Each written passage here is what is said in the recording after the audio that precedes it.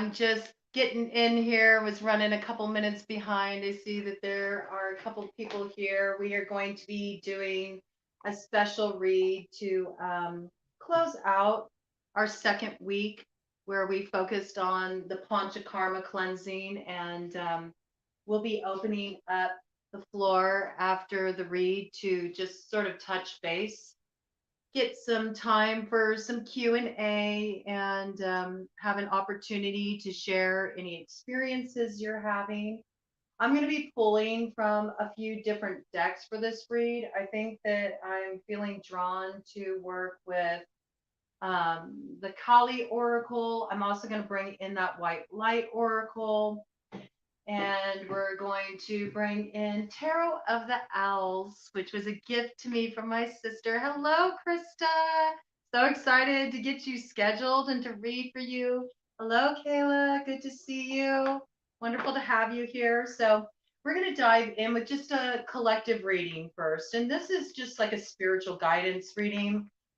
It's sort of to give us a point to reflect on over the weekend, because I will not be here Sunday or Monday. Those are my days off. Those are my me days.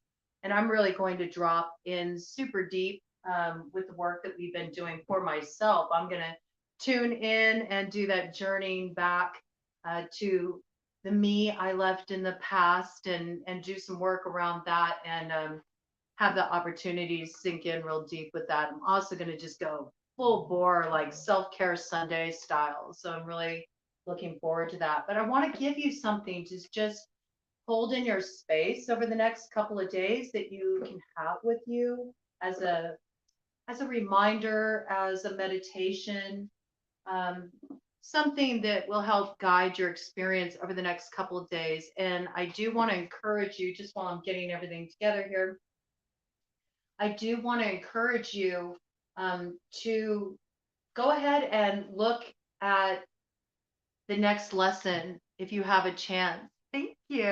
Yeah, I felt like putting a little something on today. Just a little something.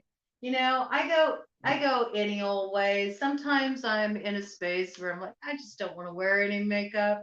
I've even come on this channel and done readings in a bathrobe before. So I don't really have hangups about that kind of stuff, but in my astrology chart, I just had like so many of my placements move into Scorpio. So I had all of these placements in Libra, five placement Libra stellium, all in the first house of Aries. That's my natal chart. And my rising, my Mars, my Pluto, no, not my Pluto, my rising, my Mars, my Pluto is already up on my ascendant, which gives me a lot of Scorpio energy, even though I'm a double Libra. I'm a Libra rising. My Pluto still there on the ascendant in Libra in my natal, but in my progress chart, my Moon, my Mars, my Venus, my rising, and I already had Mercury in Scorpio. 5 placements all went into Scorpio, which is pretty intense. So it's been a shift for me. And I've noticed it's like kind of changing the way I feel inside too. And I'm looking to get into a little bit more of a drama, just as far as playing with makeup and stuff. And, back in my former incarnation, I was a burlesque dancer not too long ago. Oh, October 2nd. Okay, I'm October 13th. I was born on Friday the 13th, actually. Um, Good luck day for me. 13 is a good luck day for me. Um, but yeah, that would make you, let's see, October 2nd. You're a second decanic Libra. That means you really have the ability to rule with an iron fist when you need to. Ah, your rising is Scorpio and your Mars is Scorpio too. Okay, so see, my Mars was already in Libra, but it was in the first house of Aries. Okay, so Mars is one of Aries rulers too, right? So I had this this familiarity with running that Mars energy. but I already had Pluto also really riding my ascendant because my Pluto is in Libra and it's remained there. Okay. And it rides right up on my ascendant line, which they say is pretty much like, having a rising Scorpio influence. Okay. Um, but now I got like both of that action going on. So really strong Pluto, really strong Mars, and everything went into a Scorpio. And in my progress chart, along with the shift into Scorpio, it's wild. My sun moved because when I was born, it was at a later degree in Libra. And so now my sun sign is shifted to Sagittarius. And I always was a Sagittarius moon. I'm a Sagittarius stellium. So I'm working with a whole new energy now. It's really interesting. It's really interesting. It's fun though. It's fun. I like it. I feel more spicy, right now. I'll always have my Libra core. I mean, that's my birth chart, right? But we go through progressions, we evolve on our paths. And so maybe there's a little piece of that coming in here, right? About just evolution. That's like an interesting piece that's coming in actually. So I'm just going to put this out there. So those of you, it's helpful if you're tuned into this channel because this is a big direction I'm going to start heading even deeper into on BroadCoven, where I'm really going to go into the astrology and doing very astrology specific readings for the signs. Yeah, I love Sag. I do. I just love the Sagittarius energy. Hello, good to see you, Julie. Good to see everybody here. Welcome, welcome, welcome. We are going to dive in with a read. We're just doing a little hello drop in. Okay, I got here a few minutes late. I was just sort of like having a more leisurely, sort of start to my day and really enjoying it. But this brings in a piece since this astrology came in. I feel like it's pertinent and it'll probably be funny if it comes up in the read on some level.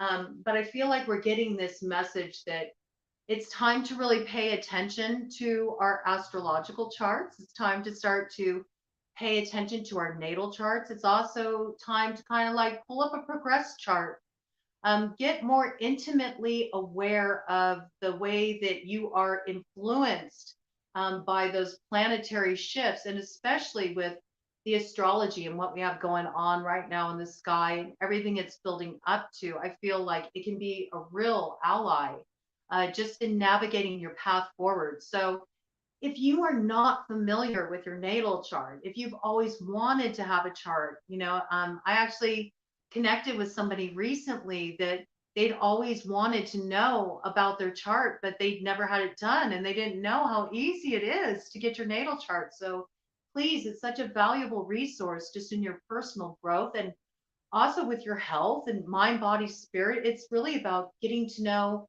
sort of the map of you, the cosmology of you. It's really cool, and how much it can be used as a benefit to really focus on your strengths and also know how you can better support the areas where you may be having a difficult transit or anything along those lines. So if that's the case, I highly recommend, if you do not have your natal chart yet, you can go to astrodienst, dienst.com, not affiliated with them. They're just an excellent free resource. And you just enter in your birth information. You need to know your birth date, the time you were born, where you were born, okay? And then it does all the calculating for you. You just click the button and you're good to go. What I like about Astrodienst is they have all kinds of free resources. They're excellent. They got really good articles. You can learn a lot about astrology there, but they also have different chart options. So there's all different kinds of charts you can have drawn up, and looking at your progress chart, it's really wild to see like where things are shifting. And we do have things moving at all times, but they're moving by just like such a small fraction. Like it can take a whole year for something to move a degree. And some things move more quickly, like moon sign tends to move more quickly. But when we're looking at like sun sign or rising sign, or when we're looking at like a significant placement like that, Venus, those are slower moving changes. So when you have a progression in that area of your chart and it changes signs, you're really starting a whole new like chapter of your life. So it's pretty wild because mine progressed just as I turned 50. So I thought that was pretty cool. It's sort of like, and I feel different moving into this phase of my life. I'm going to put you up here. I'm a firm believer in astrology, super sensitive, and feel transits ahead of collective often. I get a reading once or twice a year. Yeah, I'm actually currently, I mean, I've been self studying, for quite a while, but I'm actually currently going through a professional astrologer training program because I want to bring more of it here into BroadCoven and really work with this. I have some ideas. I have some ideas of what I want to bring in here, and I'm really excited about it. So it'll help you out if you're a subscriber here. You'll be able to get a lot more out of the reads because I'm going to start to bring a lot more of that influence in when I'm doing a reading, speaking out to certain placements, things along these lines. All right. Yeah, it's Astro, ASTRO, Dienst, DIENST.com. They're excellent. So many free resources, just so many. They even have it's pretty bare bones basics, but they even have an astrocartography you can do if you're somebody who's like, do I belong somewhere else in the world? It's kind of cool. So we're just going to dive right into this, okay? We're not going to waste any time. I'm going to have a little sip of my coffee here. I'm feeling really good. I hope you all are feeling really good that have been doing the cleanse. I'm so happy all of you are here. I've been loving even the people that have been catching the replay. I'm so happy for all of you here, those of you who are going to catch the replay. It's been really cool to see the comments, to see the experiences that people are having, the way they're opening up, getting more in touch with themselves. I just love it. This is what I live for. I love this kind of stuff. I love to see people stepping into their power and really feeling like, you know what, I can make this life whatever I want to make this life. I do not need to be held back any longer. I love having you here, Krista. So we're going to look into this. Now, last week, right, at the start of this past week that we just have gone through, we had Kundalini Shakti come up. And it's really interesting. I love how when I do these readings, working with these energies in terms of Panchakarma, how it really does set the tone. It really does set the theme for the whole journey. And I found that theme, just the masculine, the feminine, and looking at the masculine as more from that protector angle, that angle of the ability to shelter, and the softer side of the masculine, what it's like when we truly arrive at that place within ourselves as well. And it was interesting. I don't know if you experienced this, but I moved through the week in such a way where when I had an emotion come up, I was like, is that coming from masculine or is that coming from feminine? And if I found out like, oh, that's feminine activated, like feminine activated, it's feeling very vulnerable, I would take the time, to notice where's the sensation in my body. And that I would do our simple, meditation that came in from Alana Fairchild. Just, left hand on the heart, right hand on top of it. I even did some practice with when I went to go to sleep at night. I was putting my left hand on my tummy and my right hand over it and just over that womb space, since that came in working with Svadhisthana chakra. And I was just amazed at how different of an experience that created for me energetically, even just with something as simple as going to bed. And I feel like I just, I feel brighter. I feel clearer. I feel like I look a lot clearer than I did at the beginning of the week. I moved a lot of ama. Okay. Almost all of that ama is gone.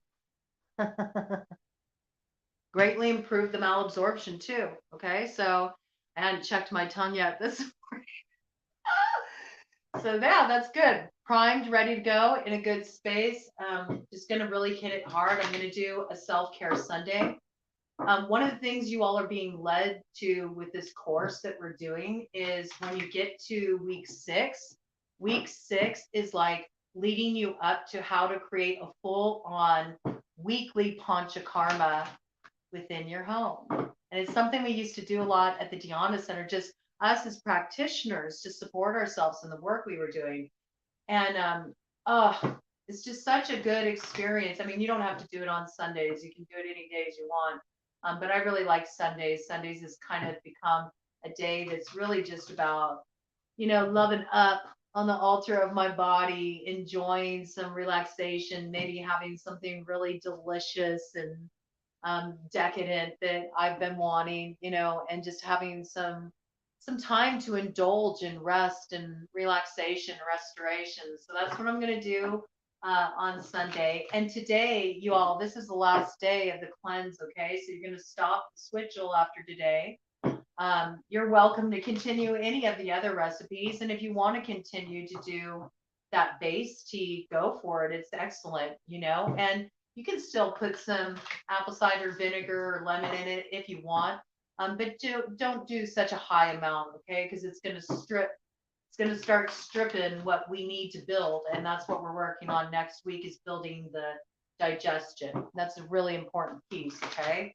So just back off, do a splash of apple cider vinegar if you want to do that, or you can do just a little squeeze of lemon, but you don't have to do the switchel at all. If you don't want to, you can leave it behind. Also tonight, you should eat whatever you want, okay? And you're just going to kind of go back to focusing on those prana foods predominantly, having your neutral foods moderately, and as much as possible, just steering clear from your regressive foods, because I'm sure after this week, you probably feel how good it feels to just get everything cleared out, starting to move. It feels really good, right? So why do we want to go back to the old way? So Ma Kali, Jai Ma Kali, what do you want us to focus on as we move through this weekend and prepare to enter next week, when we're really going to be igniting our Agni, our fire of transformation? What do you want us to hold space for throughout this weekend, Kali Ma? What do you want us to hold space for throughout this weekend, Kali Ma?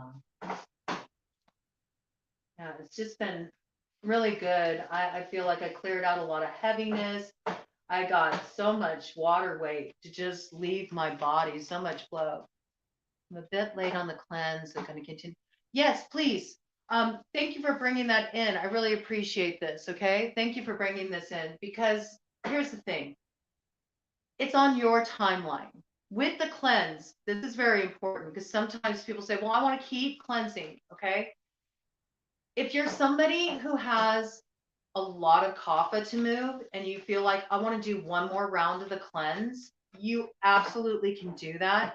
But if you want to do that, please do not do it in this next week, in the third week. Okay. Take this week off from cleansing that we're about to enter into, because it will defeat the purpose of the building. All right. If you want to go one more round to cleanse, you can. Okay. But do it on week 4. All right. So I just want to throw that in there. And if you're on a different timeline, okay, maybe you started a little bit later, you're a little bit behind, you're just coming to it, whatever it may be, then this is really a piece of, just respect your own pace. Everything's laid out for you in the course, so you'll do just fine, okay? I would not go longer if you want to cleanse, all right? If you come to this real late, like, I'm just putting this out here because I know down the road other people will come to this video and, they may be coming to it really late, all right? So I just want to put this out there for those who come really late. Do not do a deep cleanse in kapha season more than, like, once it hits about that second week of April, you shouldn't do cleansing after that, because we really need to start to move more into kind of like a different focus at that time, moving seasonally. We want to make sure that we don't cleanse too much. And it's kind of a contradiction in our society, right? Because there's such this Cleansing is the new diet. I always say, everybody's like, I'm on a cleanse. I'm on a cleanse. You know what? You have to build before you cleanse, to have it be actually beneficial. If you cleanse too much, it can really deplete you. Okay. So for those of you who want some more, and sometimes that's the case. Maybe you feel like I got a lot of heaviness I want to move. I put a lot of pounds on over the holidays season, or I just got a lot of congestion. I'm not feeling, so hot. I got a lot to move. I want to move some more. You can go up to you can start your cleanse up to as late as the second week of April. Okay. In kapha season. Beyond that, don't.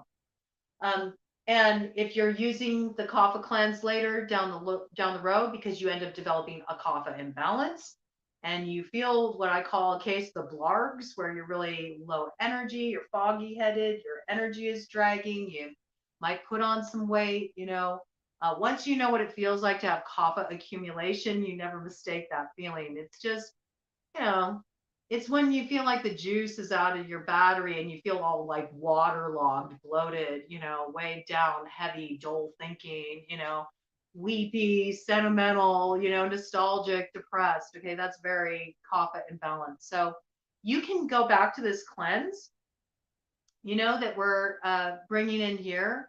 And if you ever find yourself in one of those places down the road, and if you're somebody that is on a weight release journey and you got a ways to go, you may find that you want to drop in with this cleanse periodically. And you certainly can do it. The one thing I would say is don't ever do that kind of a cleanse when you're really like heading into the cold of fall or winter, because it would just be so exacerbated. Okay. So it came out in reverse. It came out in reverse. Guya Kali. It came out in reverse.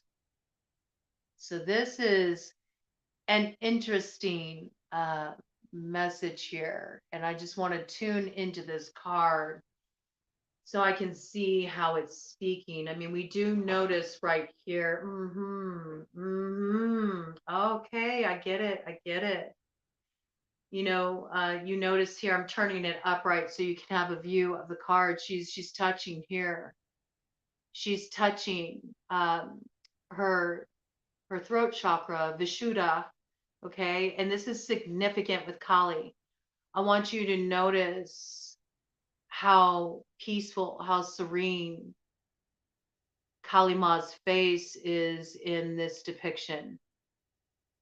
And you see the way the hand is raised, even with the way the hand is raised, you see it's not stiff. It's not like an aggressive stop kind of motion. It's more like it's gentle. There's a softness to her palm. And it's almost like it's a softness that's kind of an interesting message. Okay, I got a dualistic message here. I got that it's like this softness, almost like receiving, because I'm a Reiki practitioner. I've gone through all 3 levels of Reiki. I don't use the word master. You may hear people refer to it as that, but I don't like to use that word. I'm always a beginner. Okay, so I can do attunements. I can attune people, all that jazz. But this is one thing that we sometimes do in Reiki is we'll put the left palm up. And it's to receive energy in while we're directing energy outward. And it's interesting because do you notice where is her other hand? It's not being direct outward. Okay, so here's the feminine receptive is up, palm soft, gently. The goddess loves to fill empty hands, soft, empty hands. The goddess loves to fill soft, empty hands. Nothing can get in a hand like this. Nothing wants to come near a hand like that, right? But this stance, it's almost like a physical visual of your anatomical heart, if you want to envision it that way, just this soft, supple heart, this open heart, soft palm, ready to receive. And instead of her taking this energy that wants to come in, from the divine, to bring this energy in, instead of her directing it outward, right? Working with that masculine. I love it. It's so beautiful.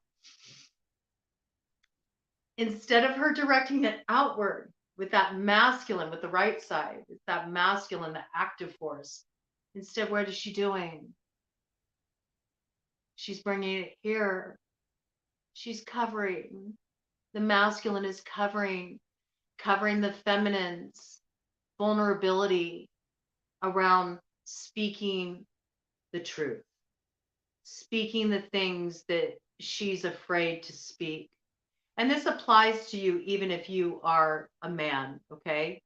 It's this feminine quality within you, the parts of you that feel sensitive about sharing your emotional self transparently. So, with this being turned upside down, again, it's giving me this impression of take your hands off of it. Notice all the tools. When you turn it upside down, it looks like they're falling away, right? Well, what do we got here? You know, look at, we got her kartika, okay? And the kartika is used to like cut cords. It's actually a tool. We've used it in Panchakarma. We use it when we're doing psychic surgery, you know, when you're going in and you're getting cords and, you know, bundling them up and, you know, pulling out those cord attachments, you know, and you have like the cistern here, which is used, you know, which is used in prayer. And it's sort of like she still has her hand on that. She still has her hand on that. But now it's sort of like, okay, you sent up your prayers. You've been sending up your prayers. You have been working on releasing your attachments, cutting your cords, pulling out the energy that's been corded into you.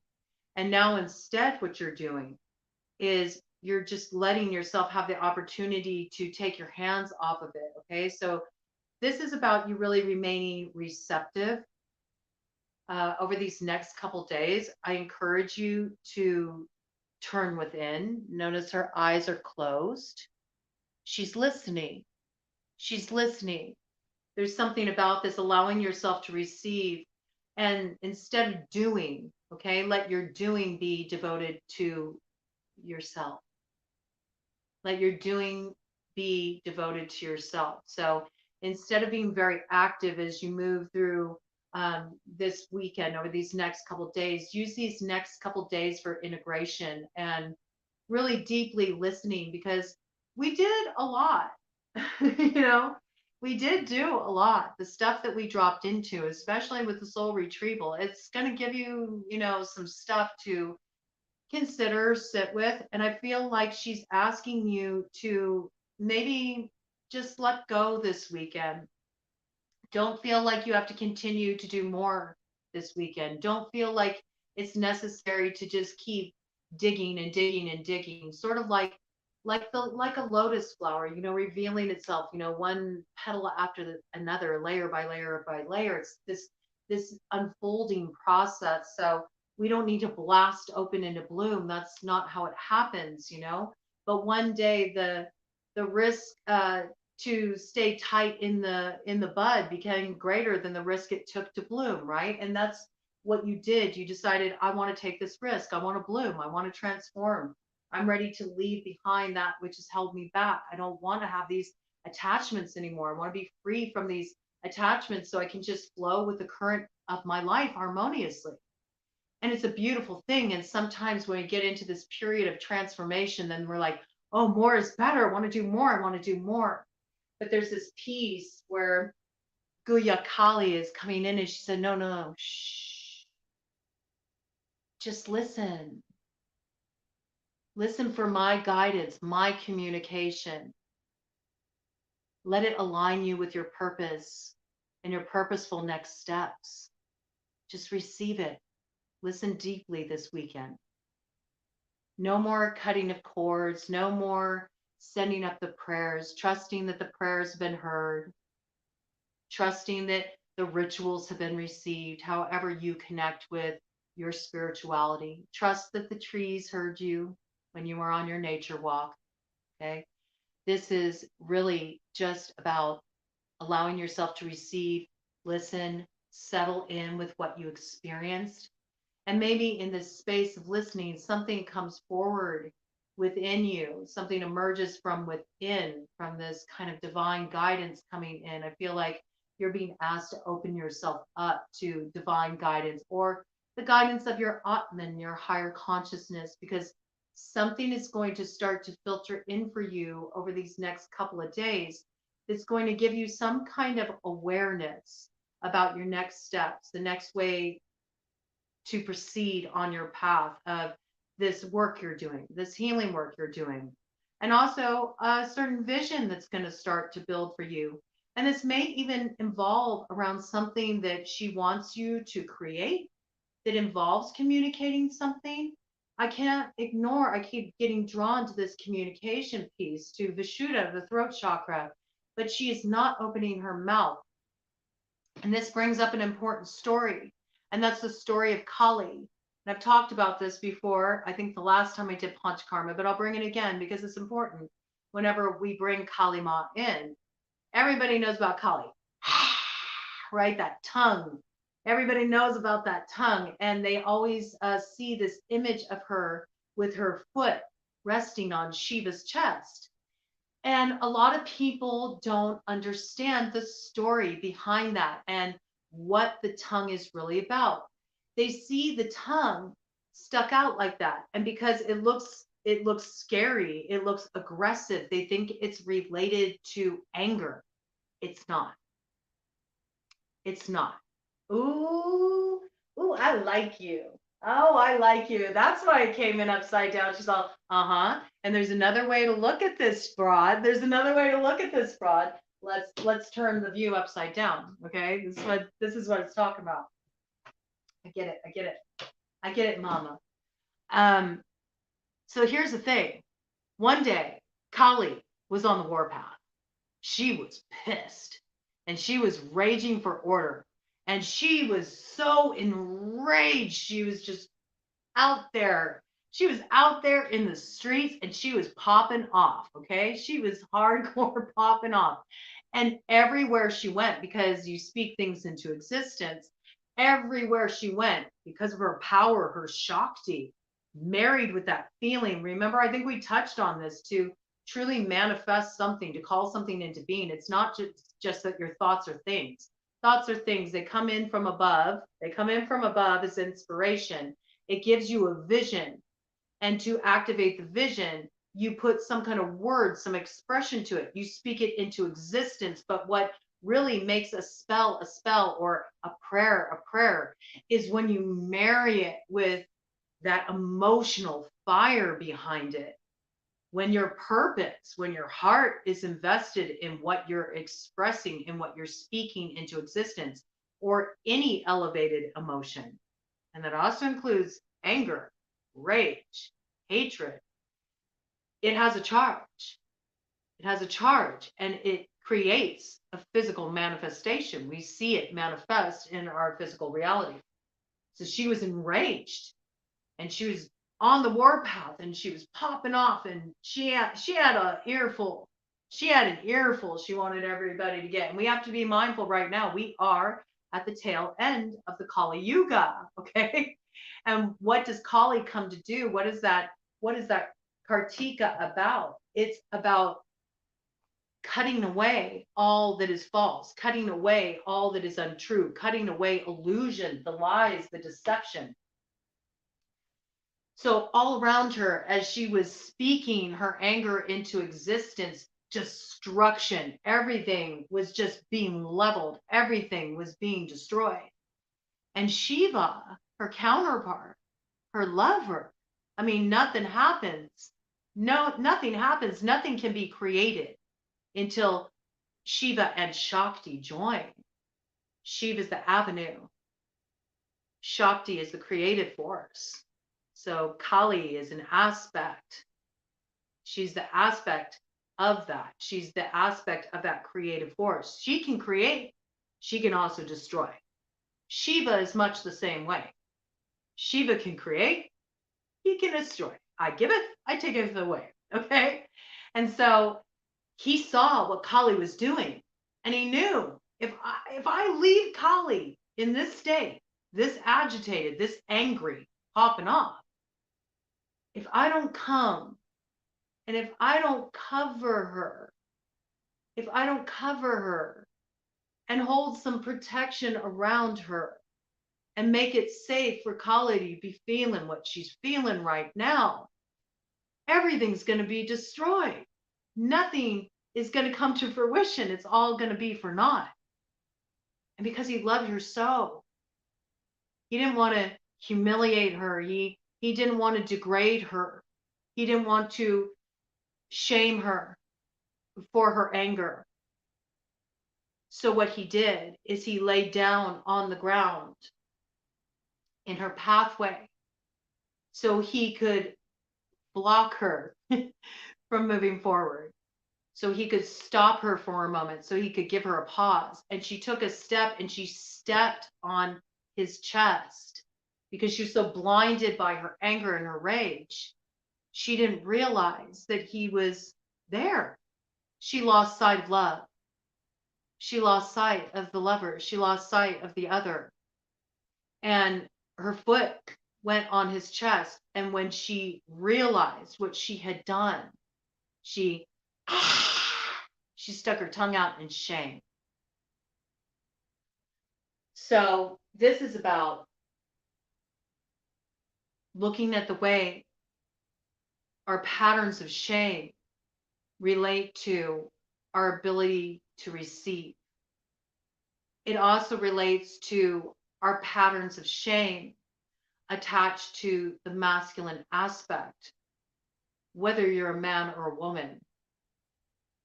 There's something here to look at. And there's something about remembering this lesson that, yes, we have stuff that got stirred up.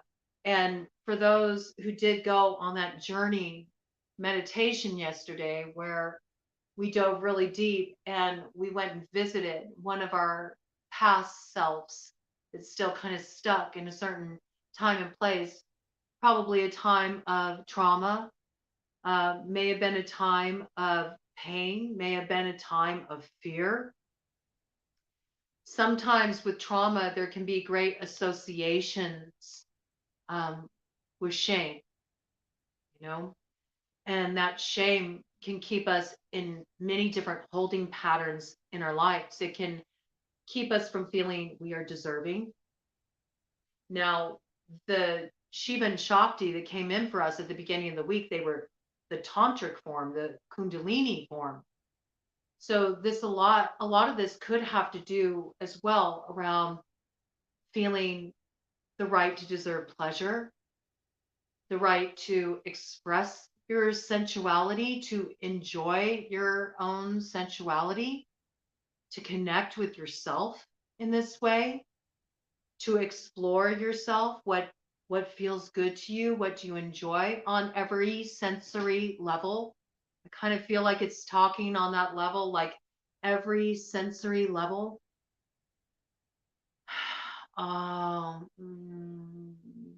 I just heard it's a saying that we work with in the craft a lot. It's from the Charge of the Goddess, and I just heard, all acts of love and pleasure are my rituals. So I'm this is about releasing yourself from shame and realizing that there is nothing to be ashamed of, and that sometimes when you have rage, anger, maybe what you might consider really ugly emotions start to surface, which as we go deeper into this process and we're continuing to cleanse, we're not done cleansing. It's just the focus of our cleansing is shifting. Okay. We're still doing this clearing work. As you go deeper and deeper and deeper into the journey, it's like peeling away the layers of an onion. So you may think, oh, I got all that rage out. And you're like, oh no, here's another deeper layer. As you go deeper, it's like that same unfurling of the lotus flower, right? So this is coming in very strongly about You don't need to be released from this sense of shame or this sense of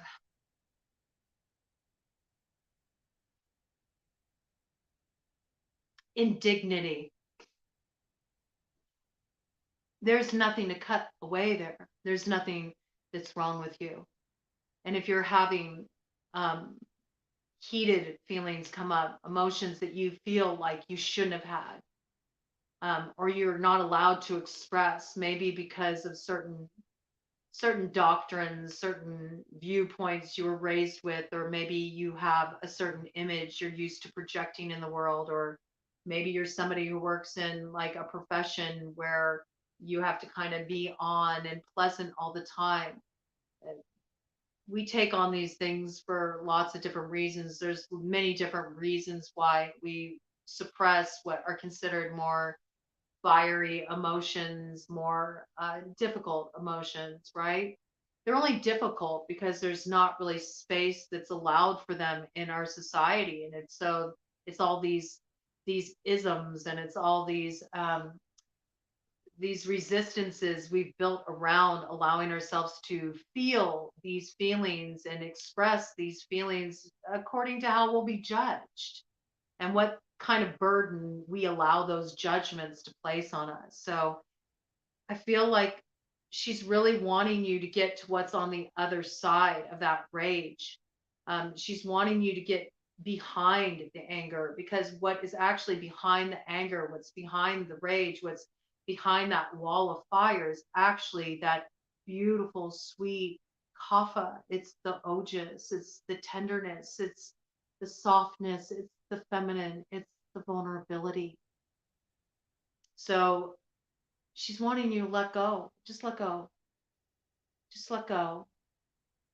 And you've sent up your prayers and you've sent up your rituals and you've given your offerings of smoke, And she just really wants you to just listen now and let her bring you healing as you move through these next couple days. Let her bring you a sense of balance. Let her ready you so that you're able to speak your truth. Because here's the thing, even when we have rage come up, it's wise. What is it wise to do? Just wait a minute. Let me pause just a moment. Let me just pause just a moment. I don't want to say something that I can never take back. Some things you say them and they forever change the fabric of your reality. They forever change the fabric of a connection. Okay. So even though you may be bumping up in this process against this kind of sensitive material, just a minute, just a minute. Let it work its magic on you. Let it work its magic of unlocking the truth in you by sitting in this place and witnessing it as your teacher. There's something that comes through here. And I believe there's something you're going to get some kind of download if you create this quiet space. She's going to give you some kind of download this weekend. I feel like you're going to get an inspiration to create something, to express something. I feel like it's creatively through your words. It might be a poem you write, it might be a song you write. It might even be some kind of, incantation, invocation you write. Ooh, yes, okay. Okay. Hmm. Hmm. She's asking for you to write an invocation to the divinity within you. It's like a reclamation kind of statement, but she wants you to see you through her eyes, through deep listening, and the words will emerge. So, a little bit of an assignment for us. She wants you to write a dedication to the divinity within you. It's almost like the goddess's words through you, how she sees you. what she sees in you as the reflection of her. And do give yourself pleasure. Do give yourself some pleasure this weekend. Do indulge in something just for the sheer pleasure of it, just because it feels good, and not having any shame or guilt around that. You know, we'll be working on more layers of this as we go deeper. But I kind of want to see what she says for that opening, the opening paragraph on this one. It's 28, so that's 10. So we're closing up one cycle to prepare to move into the new one, coming into alignment that leads to our manifestations and that balancing point of 8. That center point between the polarities where all creation happens, where the masculine and the feminine merge, which goes back to that Aries point we're working with in July with the changing of the nodes from Scorpio South Node to Libra South Node, and from Taurus North Node to Aries North Node at 0 degrees, the activation point. Hey, let's see here. I'm really curious. I've never read these cards meanings, so it's really, I always like to see what her words have to express behind the inspiration of the art. Okay. Guya Kali, our divine mother who knows all, with every answer and every mystery within her power to disclose, provides knowledge at the right time and in the best way. An answer to your question shall be provided. Do not immediately dismiss intuitions that are unexpected or lead you into unknown territory. Rest and reflect upon your insights, allowing your wisdom rather than a reaction to distill their usefulness and value. An entirely new perspective about a matter of importance is awakening. A secret shall be revealed, and all you need to know will be given to you. Deep listening, some time for deep listening. And let's see, I'm just going to go ahead and speak this prayer that comes along with it, this invocation, just to invite that energy in, because it just sounds so good. It sounds so good to me. All that download that came in with that. And then we'll pull from the White Light Oracle here. Here's the prayer. If you want to receive this prayer into your heart, this invocation into your heart, just go ahead and place that left hand on your heart, the right hand on top. Let's continue to kind of hold that energy, because it really is coming in together. And this seems to be a real central point of this work that we're doing as we're moving through this cycle. So it seems important. Mother of mystery, Guya Kali, she who bears the secrets and is always working to a higher plan of divine protection and spiritual awakening, I humbly bow in honor of your presence. I trust that when the time is right and my being is ready, you will show me what I need to see and know. Such revelations can bring relief, and also the challenge to further heal and grow. You provide freedom from that which once held me hostage. I trust in what you show me, because in revelation, you also provide the means for integration and liberation. Please bring those who can assist me in processing your truths. May your loving wisdom continue to manifest grace and the spiritual benefit of all beings. Jai Ma Kali. Well, I'm curious. This has something to relate to, because I was really cluing into this. So I want to read this part to you while you look at the image. Look at the card and take a moment to mirror the blessing posture of Guya Kali's hands. Right hand raised in blessing. Well, it looks like left to me, right? Oh, it was upside down though. It was upside down. The card was upside down. I love that. That's so perfect. I love how this stuff plays out. Look at the card and take a moment to mirror the blessing posture of Guya Kali's hands. Right hand raised in blessing, palm open, facing outward. Left hand at the upper heart, just below the base of the throat. That's at Vishuddha, the throat chakra center. Visualize, intend, feel, or sense that she is within you now. She is the one giving this blessing mudra. Absorb the feeling that you are protected and granted the truths that will benefit you and your continued spiritual awakening. When you are ready, place your hands in prayer and bow your head. You've completed your ritual. That is wild. That is so wild. I am kind of tripping right now because that's totally the download that came in. Is all about seeing yourself through her eyes. Talk about embodying her. Wow, that is really beautiful. So potent medicine. I love Kali.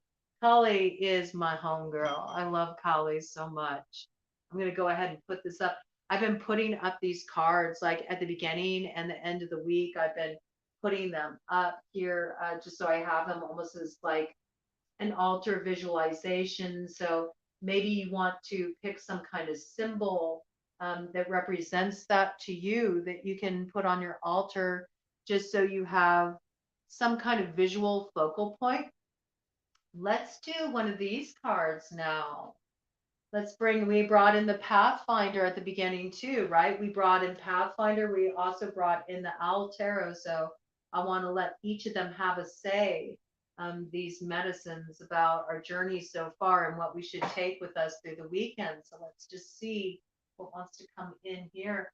Pathfinder, what guidance do you have for us over the weekend as we prepare to enter week 3 and the next leg of our journey of transformation to the Aries point?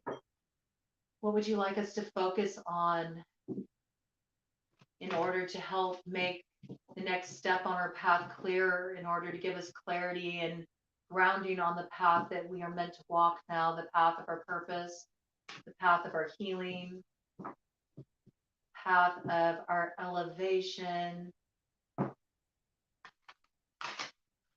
Right, let's see. What does the collective need to focus on this weekend? Pathfinder, what does the collective? Whoa, that's a lot. All right. I got a whole bunch. Pathfinder has a lot to say. They all came out in a chunk together. When the cards come out like that, I take them. So let me look at each one and then it'll give me the message it needs to give. We have epsilon modulation. Aren't these cards gorgeous? I just love this artwork. It is so exquisite. Looks like I need to create quite a beautiful altar with all these images. Anapausis. This is gorgeous. Look at that. So beautiful. Ha! Tantra of 639 hertz. Okay, so we have a hertz frequency coming in here. And we'll talk about that a little bit. Oh, we have 2 more. Sacrament of extreme unction.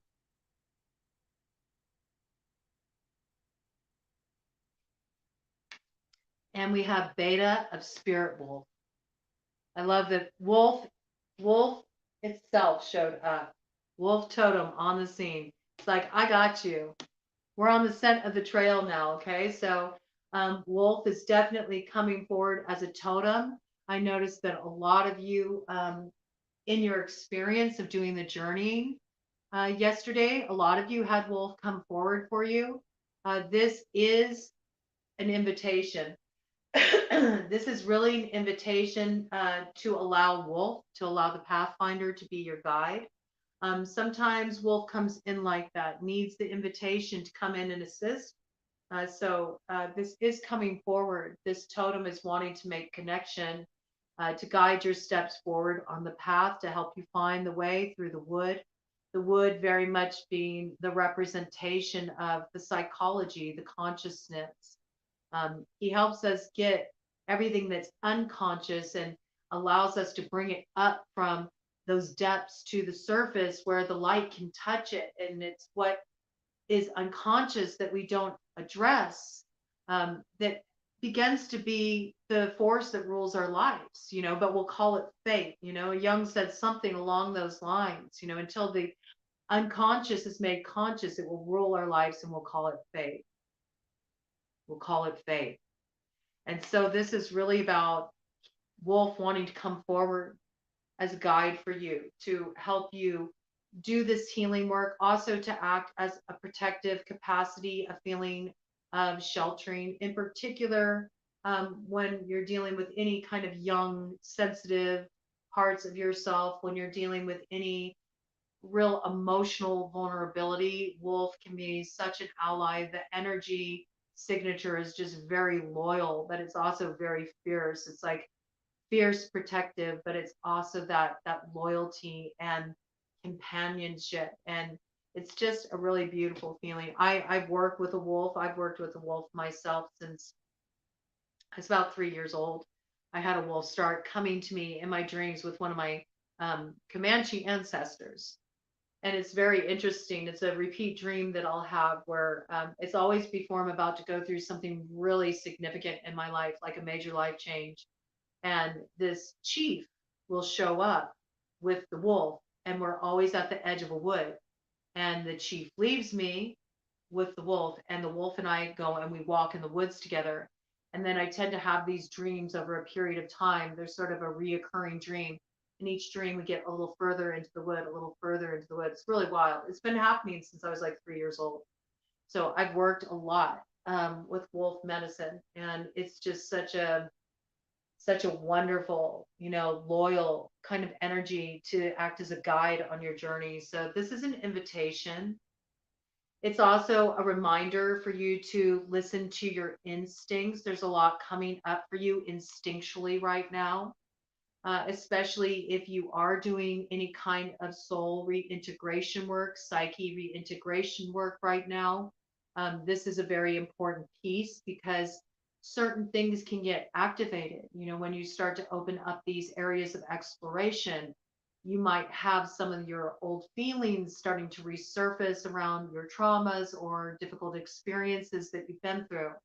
And so as a result, you might find a lot coming up in the gut, in the belly, which ironically, next week, week 3, we're focusing all on that area. We're focusing all on the belly. We're focusing all on getting the fire going. And the fire is what blazes a trail, Pathfinder. It finds the avenue, for the fire to finally go. And when we're looking at fire in terms of digestive fire, it's Agni. Agni in Ayurveda, it is considered like masculine divinity. It's also considered a god, Agni, offering up your things that need to be cleansed, your things that need to be released. Shame would be a good one. Shame seems to be coming forward very strongly, as well as shame around what your feelings are. If your feelings are things that, society kind of like frowns upon, or doesn't create acceptable spaces for holding these kind of emotions, there's something about this. So I like how it's all kind of tying back into the gut like that. But Agni is sort of like this fire of purification and transformation. And it starts in our digestive center, right? But you can offer it all upon the pyre of Agni. A little Agni will help you go a long way too. And I know an Agni Gayatri mantra too, that maybe next week I'll bring that in. It helps get things moving. And maybe you all can let me know, when we start bringing in Q&A and shares, maybe you all can let me know if that's something you're interested in this process. If you would like to work with some things like some kriyas, if you would like to work with some mantra practices. I got a couple like really good ones that can take you pretty deep. They're pretty potent practices but they do require commitment, so you can think about that. Just let that sit for a moment. But yeah, this is about, you're going to be getting instinctual information that's coming in, not only about your healing process and sort of how to navigate those subconscious, subconscious memories, subconscious feelings that are starting to like percolate and like rise to the surface. It's also about, really learning how to navigate your next step forward practically in your outer world, in your life, in your reality, because we are all trying to, improve the quality of our life. That's why we're doing this, right? We're looking to head in a direction in our life that really feels in alignment with who we are and the people we're spending our time with, the relationships that we're having, the work we're doing. It all feels like we're very connected to it, right? We're looking to find that fulfilling existence and also to really awaken to our purpose. Like, what am I here to do? What am I here to contribute? And if there's any kind of shame around your contribution, like feeling it's not good enough or anything along these lines, it's about really clearing the path so you can start to do the subconscious work, whatever's getting in the way of that. What is holding you back from bringing this purest expression of yourself forward in the world? And then here, with epsilon modulation, I love this because we've been focusing a lot on the lower channels this first week. But at its essence, the heart center is so kapha. I mean, we end the 6 weeks when we're doing this whole Ayurvedic process with the kapha reset cleanse. We end really focusing on the heart center. We focus more on the upper channels near the end. And I love this because it's sort of like next week we're entering week 3, which is really about kind of completing that cycle of focusing on this area of our body, focusing on the belly, focusing on the digestion, getting that agni going. And I love how it's like sort of bridging. It's sort of like laying out the steps. It's kind of cool. It's like, okay, so step 3 will be next week. Then we're moving up into these upper channels. You start to move up into the heart center. You start to move up into ajna, the third eye, the crown chakra. So we're already looking at, we're starting to work on easing into the upper chakra channels. It's all about coming into our place of power, though. And we've learned that in order to truly be in a position of power, we have to have a balance of masculine, feminine polarity. We can't constantly be expending our energy in the active, right? Because then we're just dissipating our power. We get worn out, we get drained, we don't have the energy we need. If you don't have energy, you can't get anything done. And we can't be too socked into the feminine either, okay? Because then we just, kind of can get into a place of just indulgence. If the feminine doesn't have an avenue, to direct the creative force, then nothing gets done. So there has to be the ability to, act in ways that actually supports what you want to further in your life. It's the balance of being receptive to really get in touch with your emotions, your truth, what you're desiring to create at this time in your life, what your vision is for your future, where you have your healing work to do, and also really considering how can you go about this in a balanced way that creates time and space for what you need to do this work so you can start to kind of clear out the channel. You can start to come out of that survival mode. Those lower chakras, they're all very much more about like the survival mode center. They're very like earthbound, associated. The more you start to move into these upper channels, we're moving more into that expansion. Now we're moving more into like that connection with spirit, more into that connection with our higher consciousness, more into really opening our hearts to receive. And that's a big part of working with balancing kapha at this time of year. It's about opening yourself to receive. And this message has been coming in for us repeatedly, repeatedly, repeatedly. Receive, receive, receive. We need to open ourselves to receive. It even came in, with that initial Kali card, just sort of like upside down, drop in the Kartika, like, okay, like enough work, now time rest. And I love how even her hands are almost in that same point as Kali's were, with the Vishuddha, the throat chakra. I love the mirroring, you know, I love the mirroring and still the soft palms.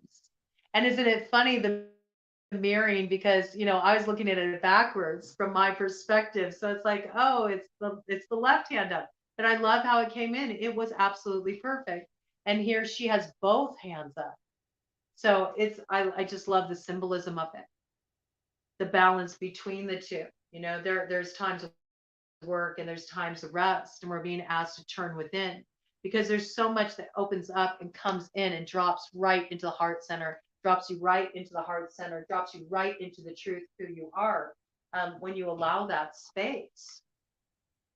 And here we have it again. It's just a reiteration of the message that already came in on a pauses, taking that time to pause, taking that time to allow yourself to receive. I'm really feeling like angel energy around this. I'm feeling a lot of that kind of, the angels have been really forward in this particular panchakarma. I've really felt a lot of the energy of Archangel Michael in particular. And I'm almost like really cluing into this light. It reminds me of like his golden light. It reminds me of um, just his strength. And I see this almost, to me, these almost look more like masculine hands, and there's that piece again about creating that space to pause, and let yourself be held, and maybe experiencing this a little bit over this weekend. What does it feel to surrender to that masculine aspect? How does it feel to surrender to the masculine aspect? We kind of opened up with this Kali energy. What would it feel like to sort of open up the consciousness to more of a masculine form of divinity, and maybe do some kind of visualizations or meditations, or even prayers to more of a masculine aspect of that, to Shiva, or um, working with Archangel Michael, something along these lines, and feel the softness, the sheltering, the protection that can come from the masculine. And I love this. Look, again, two hands up. But I love the way her hands are here because it's almost reminding me of an Ace of Cups. And the energy is coming down and it's all pouring into the heart center. And I think this is a beautiful visualization too. I'm getting like big mudra energy, only not mudras in the typical sense. And I mean, I know a lot of mudras. Mudras are hand postures that bring a certain energy into the body. And I feel almost like, I mean, this layer is getting deeper that came in with Kali. I feel like she's almost like communicating a different language to us right now, a different kind of mudras, a different ways of using our hands. So what do we get? Because it came in like this in the downloads: the left hand up and the right hand, the masculine, covering, making room for it, making safety for the vulnerability of the truth. So we have this mudra. This is one to work with. Then we have this one where the masculine and the feminine together take the time to rest deeply together, to align with truth, to align with purpose, to align in that place of, oh, wait a minute, we need both. We need both in balance. Okay. To this place of anapausis, the symbol of the Ace of Cups. It's from the connection, the masculine and the feminine, where they connect. They form an Ace of Cups, a chalice that can receive all the blessing that wants to come from above, the creative force pouring into you, pouring through you. Oh man, that is a beautiful message. And then what do we got?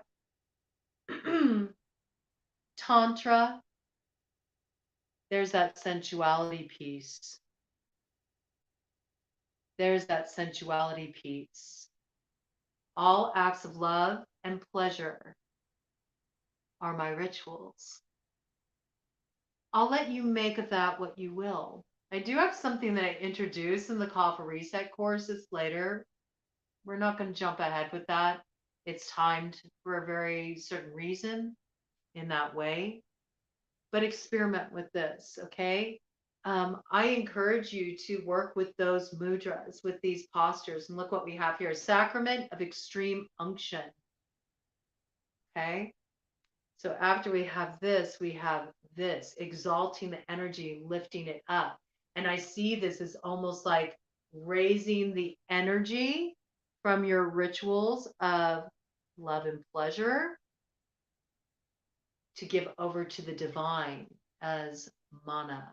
And see, this makes me think of what I learned from my teacher in the tradition that I'm initiated into of the craft, which is a fairy tradition, a Celtic fairy tradition, and it's called the Third Road, and it blends aspects of shamanism within it. And my teacher, Francesca de Grandis, told me um, that all of life is making love to each other at all times. All of life is sexual. And if you really think about it, it's true. I was just like looking into this the other night and thinking about, how trees communicate with each other and thinking about the whole process of pollination and thinking about the role that bees play in that and the flowers. And it really is true. Like it's always this masculine, feminine coming together to birth newness, to birth creation. There's something about this. There's something about this. So I'm feeling like we're kind of being given guidelines along with hand mudras for creating our own ritual. And this could be as simple, this tantra, this could be as simple as maybe working with the belly a little bit. I like this. Okay. This is a good place to start. The hertz frequency is 639 hertz. I'm not sure what that hertz frequency is aligned with. If any of you know, you can pop it in the comments. I will read the opening paragraph for this one. This is the one I'm feeling most called to tune into as far as the opening paragraph, because I feel like it has a key for what kind of pleasure, love and pleasure ritual you want to create for yourself. There's no rules about this, but I feel like this is coming in as something to focus on this weekend. And it might be nice to have that hertz frequency, 639 hertz, playing in the background as a backdrop, and then working through those hand motions. We got, hmm, yes, hmm. And then your ritual, okay, your pleasure ritual, just really building that energy inside of you. It can be as simple as something as just putting some beautiful warm oil on your belly and your breasts, and maybe putting in a few drops of some kind of very very sensual kind of essential oil. You could do ylang ylang, you could do rose, you could do sandalwood. Um, you could even do like a neroli, whatever speaks to you, but do work it within a carrier oil and make sure, that you do a little research that it's safe to be applied to the skin, okay? Because not all essential oils are great for the skin, but diluted in a carrier oil and just a couple drops. You don't need a lot. It could create a very beautiful oil, or maybe you already have a lovely scented oil that you like to work with. You can just warm that up and maybe light some candles, just create a really beautiful atmosphere for yourself that helps you kind of slip into that space of openness and relaxation, and set up yourself a cozy place to lay down. And you can put on your 639 hertz frequency music easy to find. You can just look it up on YouTube. I'll put a link. I'll put a link down in the comments. I'll pin it in the comments. But there's something about this, you can just give yourself a nice belly massage. Give yourself a nice breast massage. These are the areas, all of these centers, they're places of nourishment, nurturing, and receiving, and you can start working with starting to open up the chest a little bit. It also will really get the lymph flowing, okay, and just continue to keep the avenue open on a physical level with this clearing work we're doing. It'll keep that avenue open so all that creative energy can start to come through us because we feel our energy return. We feel restored. We feel replenished. We feel revitalized. And then when you feel like that's complete and you can use that time for your deep listening, use that time for your deep listening. It's almost like you can kind of invoke that energy of the divinity within you to begin with. Go through your postures, holding the intention. Give your time this ritual time. View it as a ritual upon the altar of your body. Just dressing the altar, making offerings to the altar of your body. Because if you think of this, if the goddess was within you, if the God was within you, how would you maintain this altar? That's why all acts of love and pleasure are my rituals, because it's a joy, it's a beauty, it's a gift to be in this body. And how many of us have had experiences that have shamed our bodies? We see a lot of body shaming in the world. You'll see it. Social media, you hop on social media, you'll see people say horrible, rotten things about other people's bodies in the comments just because they feel like they can, just because they feel like it somehow, boosts their ego to put somebody else down. Okay. We have all the beauty ideals. We have all the filtering, right there. We already take in so much shame around our bodies. And when we're looking at kapha specifically, a lot of kapha types, those who are kapha dominant, they tend to have curvier figures or more muscular figures, fuller figures, beautiful figures, beautiful figures. Kapha imbalance, and it's something that is wanting to come in now, so I have to bring it in. Kapha imbalance is not fat. It's not. But you'll hear that in the West. People automatically assume that if they're a kapha type, oh, that means I'm prone to be fat. Absolutely not. Absolutely not. Kapha is gorgeous. And in India, to be a kapha type is like a blessing because kaphas are already so compassionate. They're already so deeply in their heart center. Kapha is beautiful. Kapha is the quality of ojas, the nectar of life. So there's something here about the body and as it relates to shame. And for all of you, that's going to be a different story. It could be that you had a lover who never really knew how to worship at the altar of your body, to really appreciate the intimacy and the depth and the beauty of that act of connecting on that level. It could be that you have struggled with abuse, trauma, related to abuse from your childhood or even within a relationship. And this caused you to have some kind of shame around your body. It can be verbal abuse. It can be emotional abuse. It can be within your social circle, competitiveness around these ideals of beauty, okay? Around judgments around your body. This is your body. This is your body. This is about really taking the time to just drink in the beauty and the gift of your body by showing it some love and some tenderness. And you can take that as far as you want to. But I think there's something about creating this space, like invoking that energy of divinity within and holding these intentional postures. It's a language without words, right? We're not speaking anything into existence yet. We're holding it all within. It's an energetic thing. We're aligning our energy with this frequency.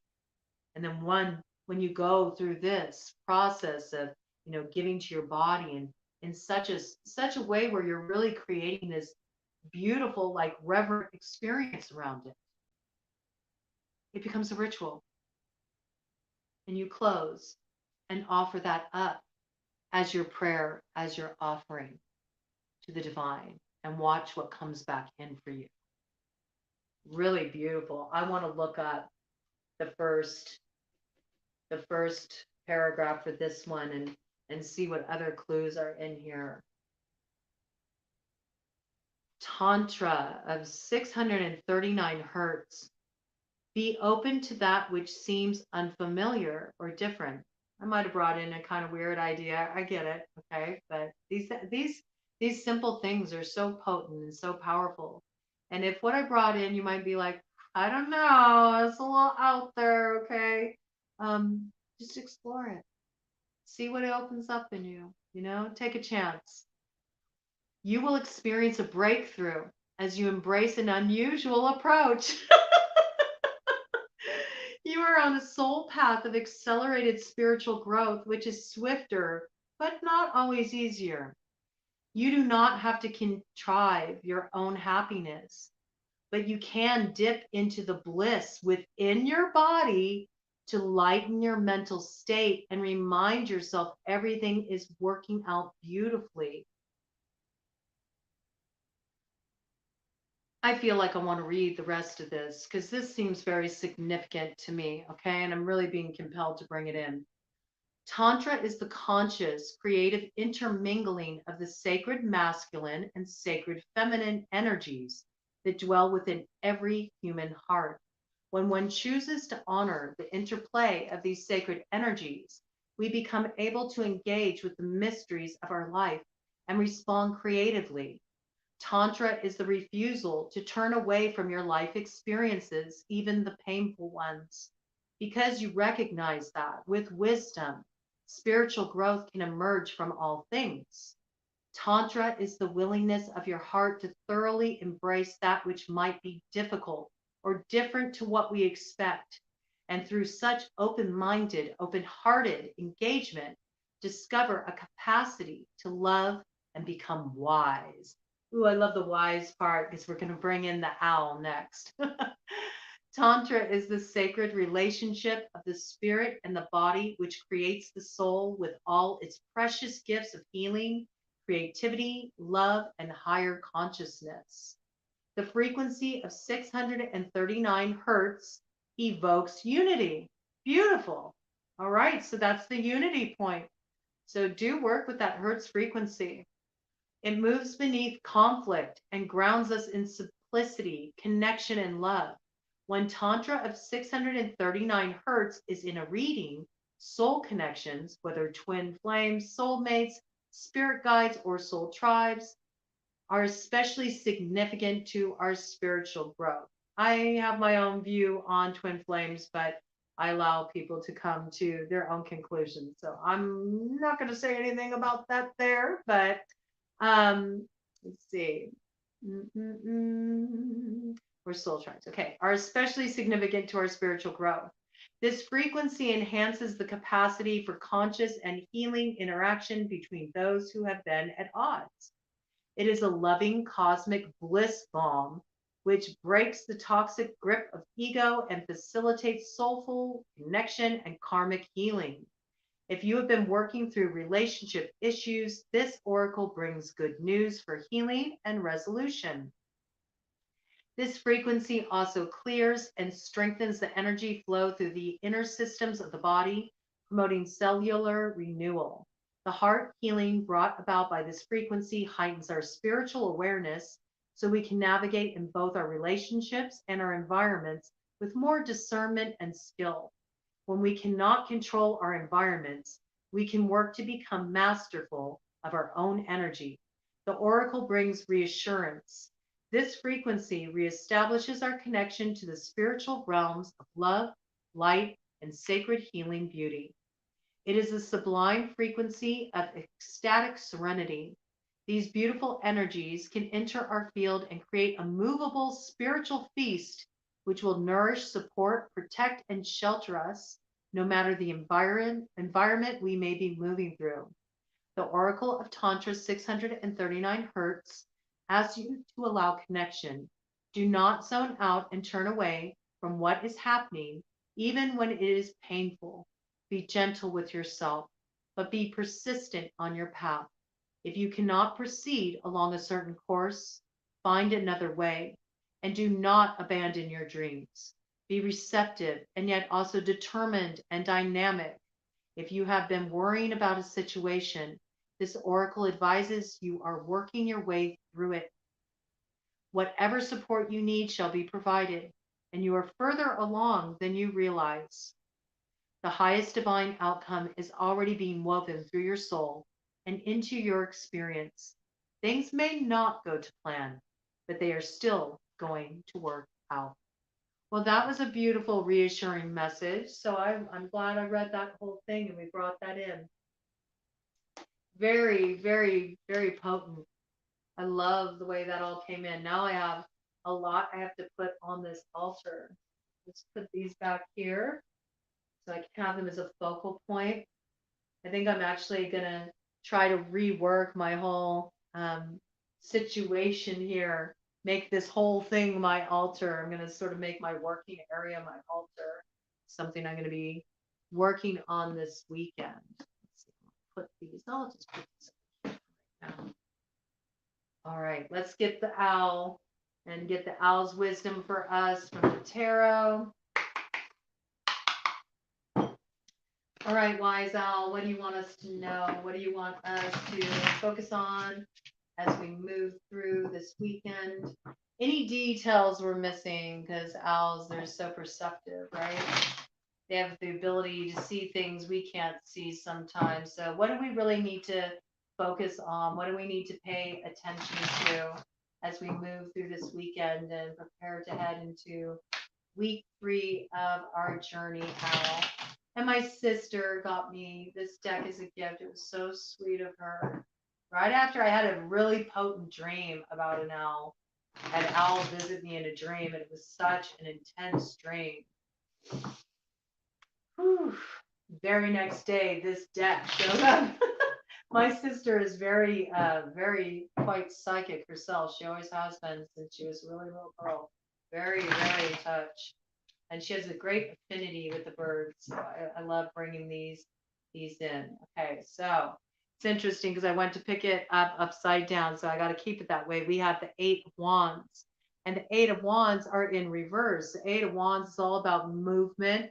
8 of Wands is also about communication. Okay, it makes sense that it comes in reverse, much like the Kali card came in reverse, because we're really getting this memo. It's like, no, no, no, no. You're not meant to communicate. You're meant to have the communication come in.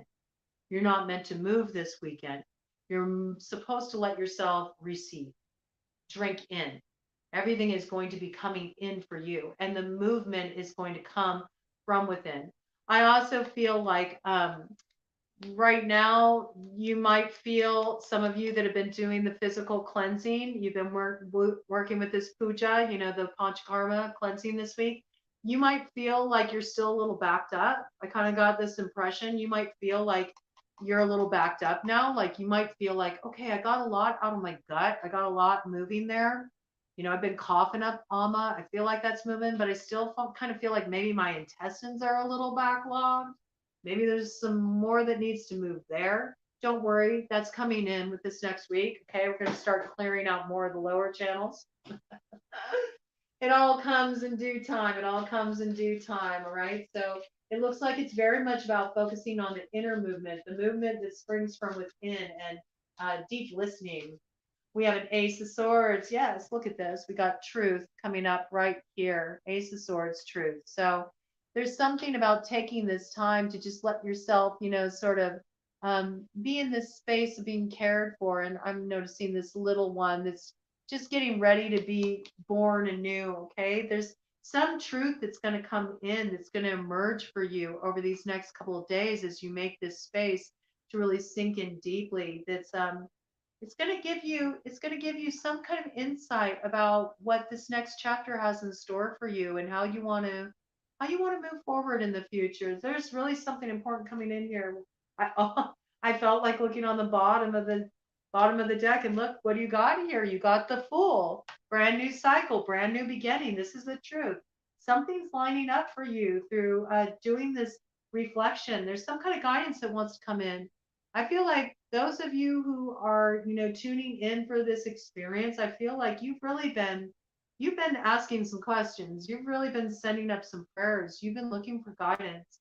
And I feel like you've done a lot of clearing work. And the beauty is now you've kind of really come into your body. So you are in this space of receptivity by just putting the focus there. So I feel like just taking it that step further and really creating this opening for this communication to come in is going to give you some important guidance.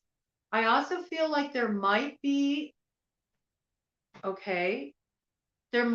really important communication coming in that you were not expecting. It's going to come in.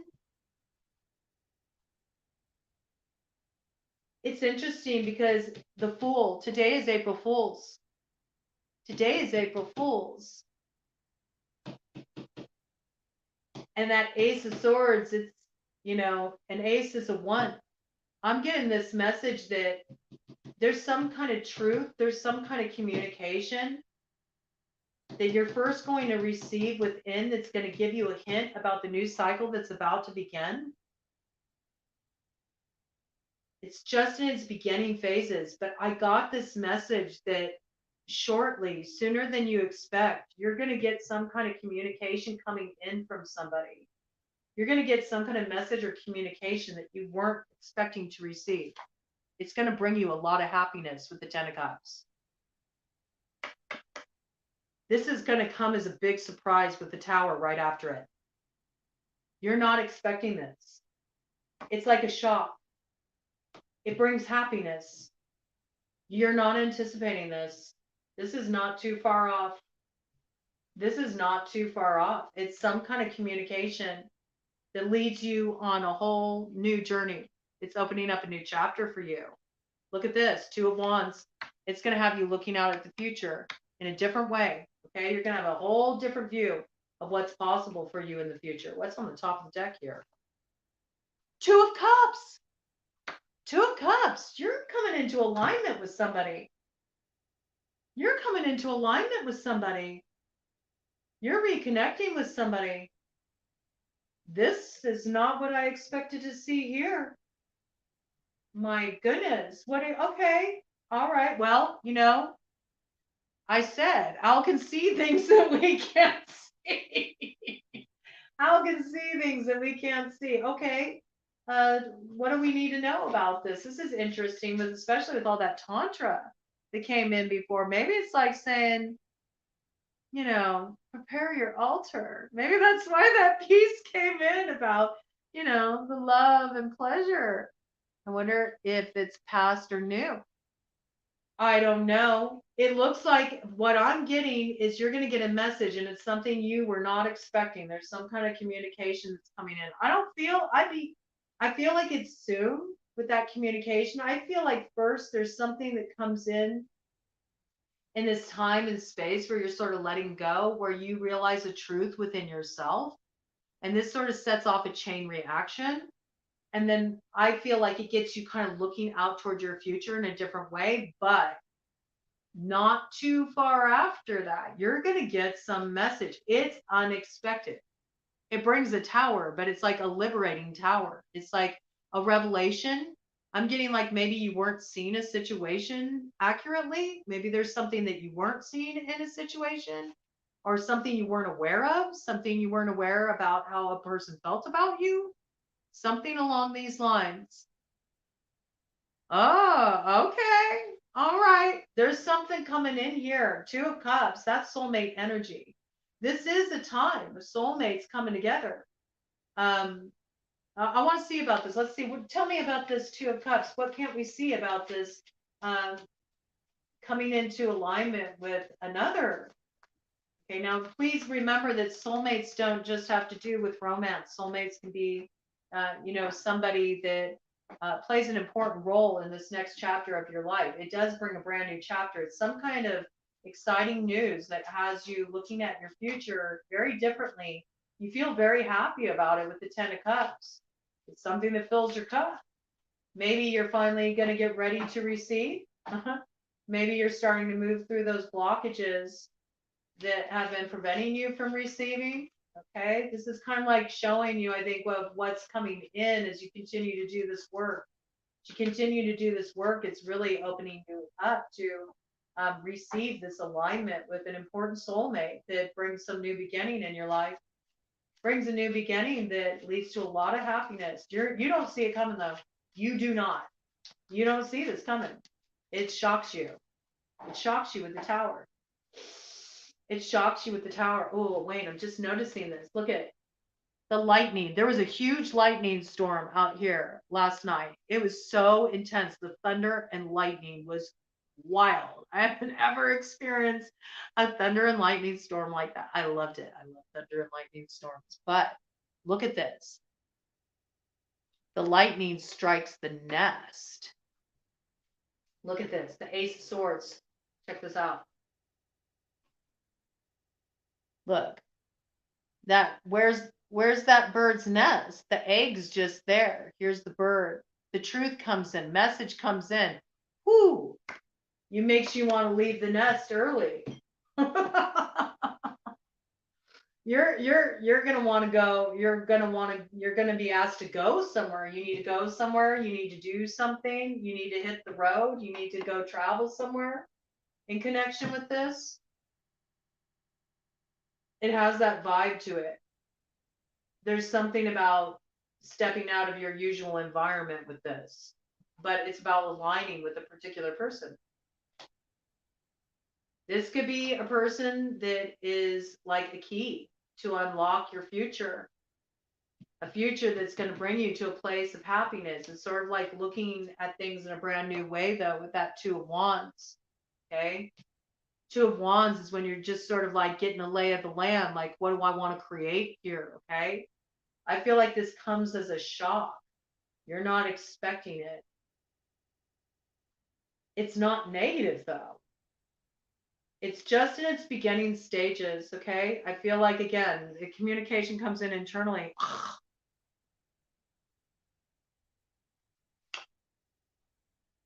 Six of Wands. That's success. That's victory. I have to tell you all the truth about what I first saw when I picked up that card, though. I read it as Sex of Wands. I think a lot of you may be having, like, you may be connecting with somebody on that level. Maybe it's really about kind of clearing out. Oh, I see. I get it. Oh, preparing the feast. Yes, it was talking about the feast, preparing the feast. You might have a diner soon. It's about preparing the feast. It's like, you got to set the altar if you want, there to be devotions at the altar. It's that kind of energy. Maybe that's why there's this call to kind of work with this, to sort of, come to that place of really being in touch with your own divinity within, and really doing some healing around your body and any kind of shame you have around that. Like, just spending some time engaging in these like pleasure rituals this weekend, because I feel like this is what we can't see right now. This isn't here yet. I don't feel like, I mean, I don't know, you could be surprised, but I have more of a sense of, this is like, look, I'm giving you a bird's eye view of what's up ahead, and this is what you're preparing yourself for. I don't feel like this is going to be too long, though. I wonder if it would give me any timing. Any timing on this? When can we expect to maybe see this link up with this important person coming in? This message coming in? Any timing you can give us, Al? I know we can only go so far with tarot. I mean, if an ace flops out, I'm going to be shocked. Well, we did have an ace. That was Ace of Swords. That's a winter timing card. So there might be something that happened around winter time that connects to this person coming in.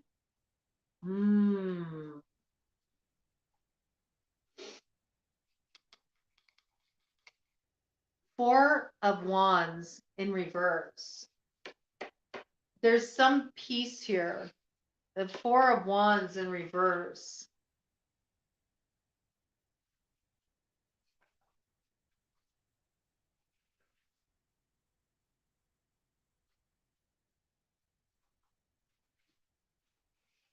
Give me a clarification on this. I got kind of a hint of what that's talking about. What's this Four of Wands in reverse? What is this Four of Wands in reverse? Clarification, please. Help me understand better. We noticed something about the nest. There's something about, leaving the nest. Four of Wands often has to do with home, a feeling of home, a feeling of being at home. Oh yes, being at home. Be my guest. Be my guest. You need to feel at home in your own body. You need to feel good in your own sensuality. You know what I'm saying? There's something about this, before you can have guests. It's on pause until you get yourself to that place where you can really be ready to receive it. You'll be ready to receive it at the point when you really feel connected, ready to receive that within yourself. Okay. I do feel like there's something that comes through doing this work over the weekend. It opens up something.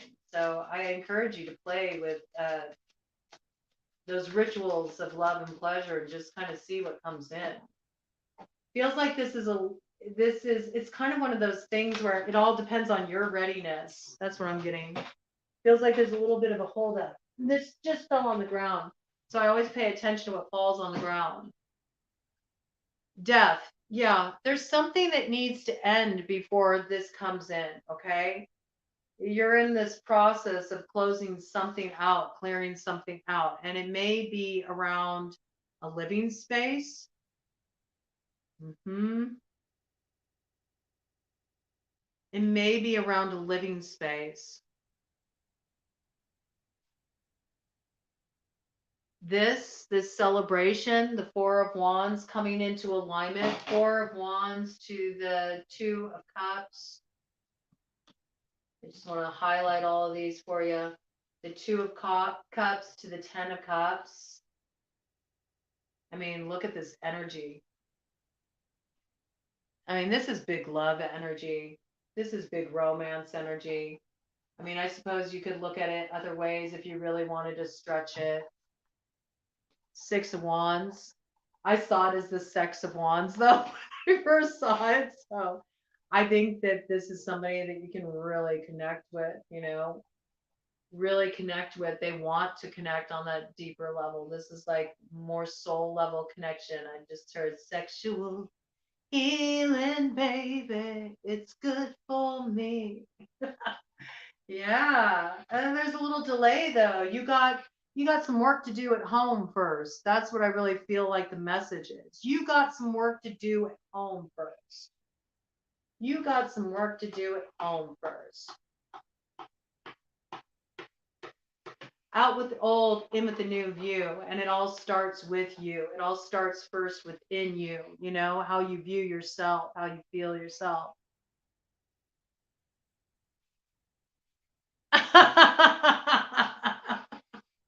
Yeah, I agree. I'm going to go ahead and put that up there. I agree. That's all good stuff. You can't, but it's first like we have to embody that energy, right? I mean, we've been talking about this, like the process of manifestation. You first have to really own that energy within yourself. You really have to feel that within yourself. And it's like when you feel that within yourself and you're in that beautiful place, where you're not just like really like owning your full experience, you're able to go beyond that. You're able to also just be in this place of soft receptivity and welcome that kind of connection in. It's like with this being in reverse, it's like it's a matter of our readiness. It's like, this is here, it's available, you know. It's almost like this will be there for you as soon as you're in that place where you can really receive it. This is what the work needs to be done around it. No, you don't, Krista. You don't want heartbreak on some level. Nobody wants heartbreak on some level, you know. um Often there can be a fear, you know.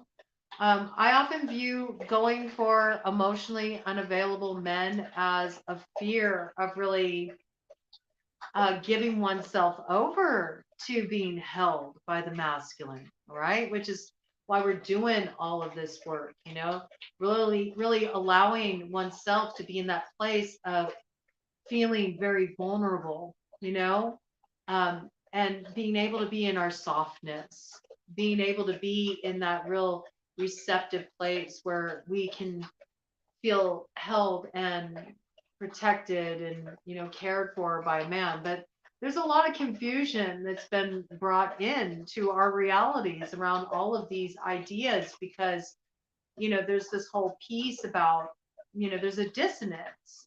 You know, ever since the 70s, things changed with that. Things changed with gender norms, and all of a sudden it's like, well, women, you're supposed to be the nurturers, and you're supposed to, you know, make sure everybody's okay, and you're supposed to cook all the food, and you're supposed to tend to everybody, and you know, you eat your dinner last, and you make sure that everything is tended to at home, and make sure everybody has what they need, and love up on everybody, give them all that sweetness, tuck the kids in at night, you know, give all the love and all the attention, all the softness, all the tenderness. And oh, by the way, can you go and get a job?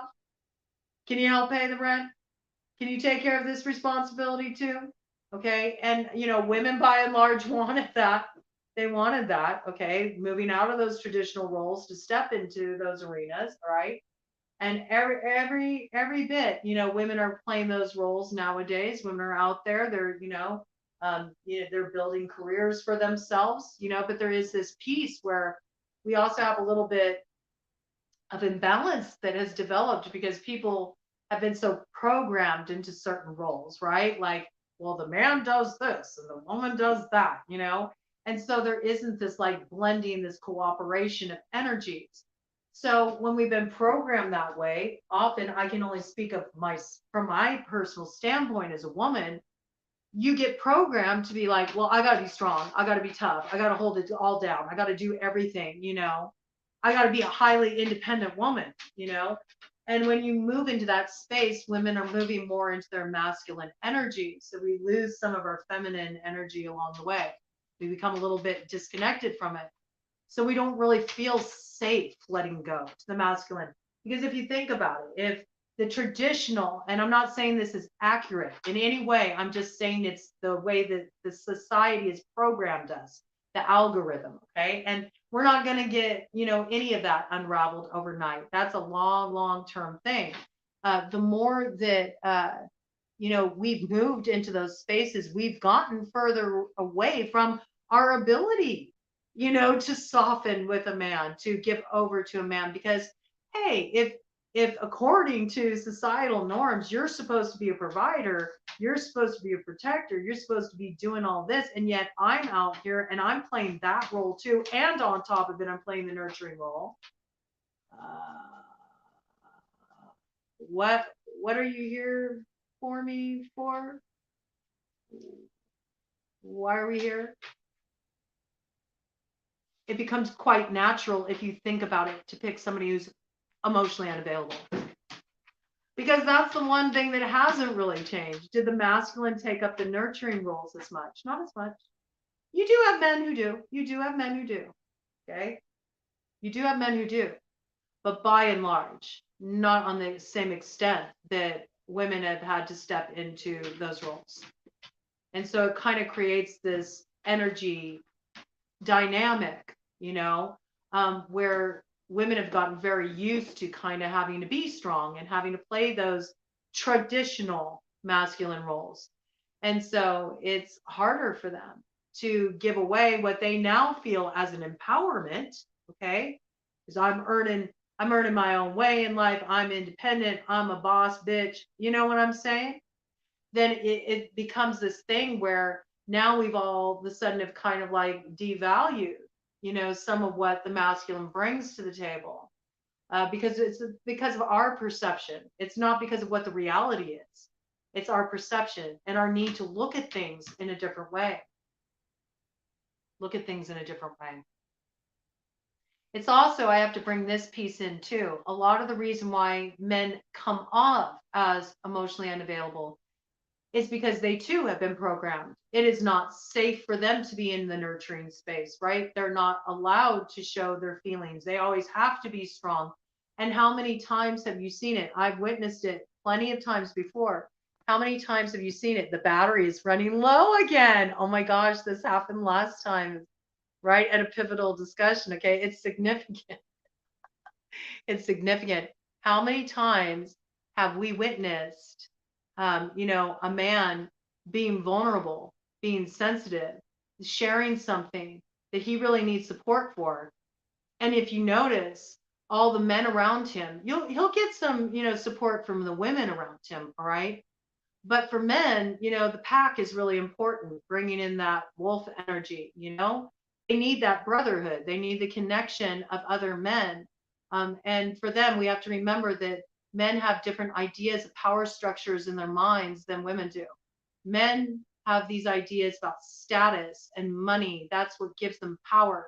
So when you're dealing with somebody that's like, a woman that's very independent, and she's the one focusing on all the, building her own way in the world, her own status, exercising her own power in what is traditionally considered a masculine arena. It can kind of like demasculate in their minds. It's not an accuracy, but they can see it through that filter. And so what is the response? Oh, I have to be tougher. I need more testosterone. I need to go more alpha. You know what I'm saying? And this is what continues to like create this imbalance rather than people just being of the knowledge that, hey, we are both.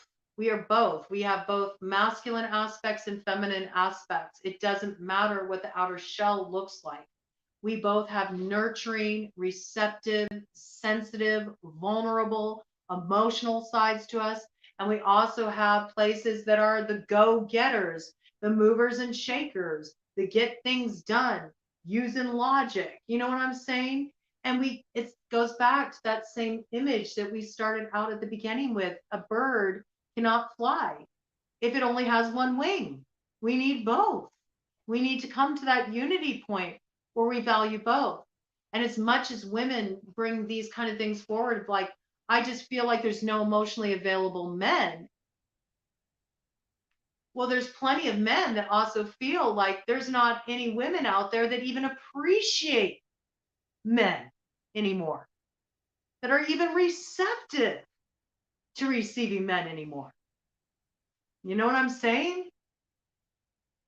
And it's also, there's not these safe spaces for men to be in those places where they can express their feelings without suffering some kind of ridicule or somebody making judgments about them or slapping some label on them about who they are because they showed some emotion. I mean, thank goodness we have, a lot of men, and I'm really happy about this because, you hear about women stepping into roles of mentoring men. I don't agree with that. I really don't, because we don't understand what they're dealing with, in their social circles, or what was put on them, that they grew up with, that they're working to heal and resolve and shed. But I know men that are actually doing this work where they're forming gatherings to bring men together, where they go out, they go out in the woods and they do stuff like, camping and learning survival skills, but they meet around the campfire at night and they share their experiences, and they share from a heart-centered place, and they experience healing together. And so they're starting to find support, and there needs to be more of that. There needs to be much more of that, just like there needs to be those spaces, for women. And that's why I got BroadCoven here, because I want this to be a space for all of it. All of it. Man, woman, however you identify, it doesn't matter. We all need to learn how to be able to be in both of these spaces. We need to be able to be in these spaces where we can have our ambitions, we can have our goals, we can exercise our power in the world, the power that comes fueled by our truth and our purpose and our passion, and, bring forward, that action in the world to affect change. And we also need to not forget the ability to receive and the nurturing and the tenderness and the compassion and the softness. Like it requires both. It always will. And I used to have that pattern myself of choosing emotionally unavailable partners. And for me, I didn't feel safe. That's what it was about. I always kind of had to be in a take charge position in my life. I always had to be the one who held everything down. I always had myself to count on, me, myself, and I. And because of that, I never really felt like I could like give myself over and be in that soft, feminine place. And as a teenager, I kind of adopted this sort of posturing where it was like, I don't care. I don't need it. You know, it's that thing. A lot of us women have been, trained like that by media, by the music that's out there, all this stuff. Girls are players too, I mean, it's out there right now. How about we all stop playing? That would be nice. Let's all just stop playing. Let's get real. Let's get real. Oh. Yeah. So, that's an important piece of the puzzle there for sure. And there's, we could talk about that forever. There's so much work to be done around that. But I believe, as with anything, any kind of change we're going to affect in the world, yeah, I'll take what I could get, um, or if something hurts, I'm not going to let you see that it hurts because I'm supposed to be a strong, independent woman, and then you got the men over there going, well, I can't let them know that, this hurts me because then they're going to think I'm a wimp. I got to be a man. I got to be strong. I got to hold it down. Do you see what happens? How are we supposed to connect on that level? Nobody's being real. Everybody's posturing. It's all social posturing. It's ridiculous. We need to break through it. But before we can break on through to the other side and get to the other on the other side of the table, we first got to do that work within us.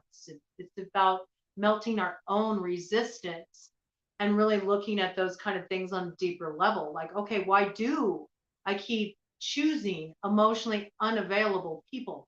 And I don't believe that that just happens within romantic relationships. I think it also happens within friendships, you know? I think it also happens in work we choose. You go to a job, yeah, it may give you the masculine aspect, okay? It gives you do the action, it gives you the reward, you get the money, okay? But your heart's not invested in it. It doesn't give back to you emotionally. You don't get to be your truest self. You don't get to be transparent at your job. You go and punch the clock. You know what I'm saying? So it's really about looking at all those aspects, and it starts first within us, and then we transform these experiences in our outer reality. I'm going to just do a cut of the deck there, and then I want to just open it up for Q&A with you all. If you have any about what we're working on. Oh, look at this, 6 of Cups. I'm telling you all, yes, judgment on the other split. You all are being prepared to align with that soulmate. I mean, we got all these cards on the board. Now, for some of you, I do have to say with judgment here, it could be reconciliation. It could be healing a rift with somebody who's been very, very special to you. Really, to me, with these cards that are on the board, I have to say this has much more of a romantic overtone. But I do like to make room to speak to all people because honestly, believe it or not, there are some people that just absolutely have no desire to connect in romantic relationship. They don't. There's people out there that aren't motivated in that way. And what I would say to those of you, the way that this is speaking is There's something very deeply fundamental that you're healing within yourself that's really putting you back in touch with your creativity. And there's something that you had this idea, this vision of that you wanted to create before in the past, but maybe because you had a lack of confidence or there was some kind of external circumstance that you used as an excuse to hold you back from following through with this thing to fruition. I feel it was just because of fear. It's because you just in some way had some kind of, maybe it was like we were talking about shame, throughout this reading. So maybe you felt like people wouldn't receive what you had to share. Maybe you felt like you were never really seen and heard as a child with the Six of Cups. Maybe you adopted certain kind of harsh words that were spoken to you about your creativity or what you were capable of when you were younger. You really internalized that. But I feel like there was something that really gave your heart a lot of joy. There was something that you wanted to create. And this could be music, this could be art, this could be a book you wanted to write, a film you wanted to make, some kind of project you had a vision for. And I feel like you sidelined it. I feel like almost like and what I'm getting for this story is that somebody like outside of you really like squashed your dreams and it squashed your confidence. And you let this kind of be tabled. And I feel like through doing this healing work, you're going to have a reprisal of this and you're going to get reconnected with this because this is actually a very important part of your path forward. And it very well could have something to do with that. Remember, with Kali brought in something that needs to be communicated, aligning with the purpose. It actually could have something to do with what you're communicating. Swords right, swords are words. Swords are about communication. This could be something you want to put out on a network. This could be something you want to put out on a platform. This could be a workshop you want to do, some kind of teaching you want to do, some kind of program you create. It could be, writing an album, making a movie, writing that novel you've always wanted to write. There's something here. I've been working on a podcast for months. I'm too scared to film it. I'm challenging you. I am challenging you right now. I am challenging you. What do you talk about in your podcast, Krista? What do you talk about in your podcast? What do you like to discuss? I got a proposition for you. Just put a line or two down there for me about, what you like to discuss on your podcast. What's kind of like the theme of your podcast? So I feel like for some of you, it's speaking on this level, okay? And others of you, it's healing some other kind of relationship. I do feel like even in terms of a project, there is something here with that Two of Cups. There's a partnering happening here. There's somebody that's like coming into alignment with you and they're helping to facilitate some kind of healing, some kind of up leveling. It's something that takes you to a new place. It shocks you, it takes you by surprise, it happens suddenly. And there's forward motion that sets you off on a brand new direction. So it could be healing some kind of other rift. It's philosophy and spirituality mixed with quantum physics fabric of reality stuff.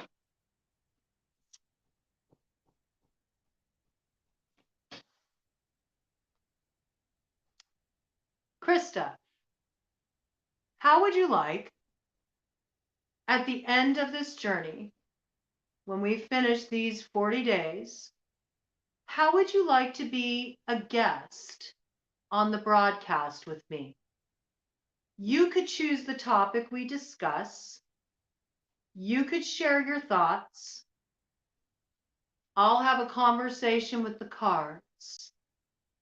And you can break the ice and get yourself on video. I'm not requiring you. Isn't this funny? Maybe I'm your message coming in right now. You do not have to answer me right now, okay? You don't have to answer me right now. You can sit with it. Sit with it over this weekend. Let it germinate as you do this work we brought in. If you want to break the ice and challenge yourself to strike out and do that, I'm more than willing to have you on as a guest. And you can set the theme for the show, and we'll do it. Yes, marinate on it. Okay? Mind blowing, huh? There's that tower. Okay? Might require you to go to a new place out of your usual surroundings, might have to push you out of the nest, right? Sooner than you were expecting. Think about it. Think about it, okay? We'll talk about it. We'll drop in on it a little later, okay? But it can be a really positive experience, right? And that's what I actually want to do with the broadcast. The broadcast is a place where I want to bring on people as guests that have something they want to share with the world, something they want to put out into the world, and they just want a platform for it. And we can make it fun because we bring tarot in and it gets creative, and it's always good time, and there's always really interesting conversations that go down and gets people meeting together too. So consider it, because we can do it if you want. All right. Okay. So, I mean, I think that is a pretty good solid read, and we've been going a while, and oh wow, that was wild. It was 22% on the clock on my battery, and then it was 2 hours, 6 minutes, and 22 seconds at the same time. Talk about alignment. I don't know, Krista. I don't know. Yeah. We can get to talking about it. We can get to exchanging some ideas. I know I'm dropping in with you soon, so maybe after your reading, we can drop in, for a few minutes after your reading and just kind of discuss possibilities and just like plant the seed. Plant the seed, and you can see what you want to do with it, okay? I'm telling you, it's all about taking the leap. And I'll just share this perspective with you. If you go back to my first videos that I put up here on BroadCoven just a year ago, you'll laugh. You'll laugh because I used to pull this action. I had all my cards on the table, and you couldn't see me, okay? You can only see my hands, but I would kind of pop out at the beginning of the video and I'd go, hi. And then I would disappear again. And it was because I've always had an issue with, I don't like having my picture taken. I don't like being on video. Okay. I've always had an issue with this. It's something I'm terribly uncomfortable about. All right. Yeah. Go ahead. Yeah. Go watch really old ones. Okay. Really old videos. You got to look like way back, like a year ago. Okay. When I was first starting here, way, way, way back. You'll laugh. You'll laugh because I've had some people talk to me and they're like, oh my gosh, the way you show up on video now is so different than you did before. And I'm here, I'm live. I don't got a script. I'm talking spontaneously. And I had to really just get over myself. And it's everything about taking the action. If you take the action, everything happens from there. You don't need to be perfect. It doesn't need to be, just the end all be all right off the bat. And what you recognize is it's the path itself. Like taking the leap is the path itself.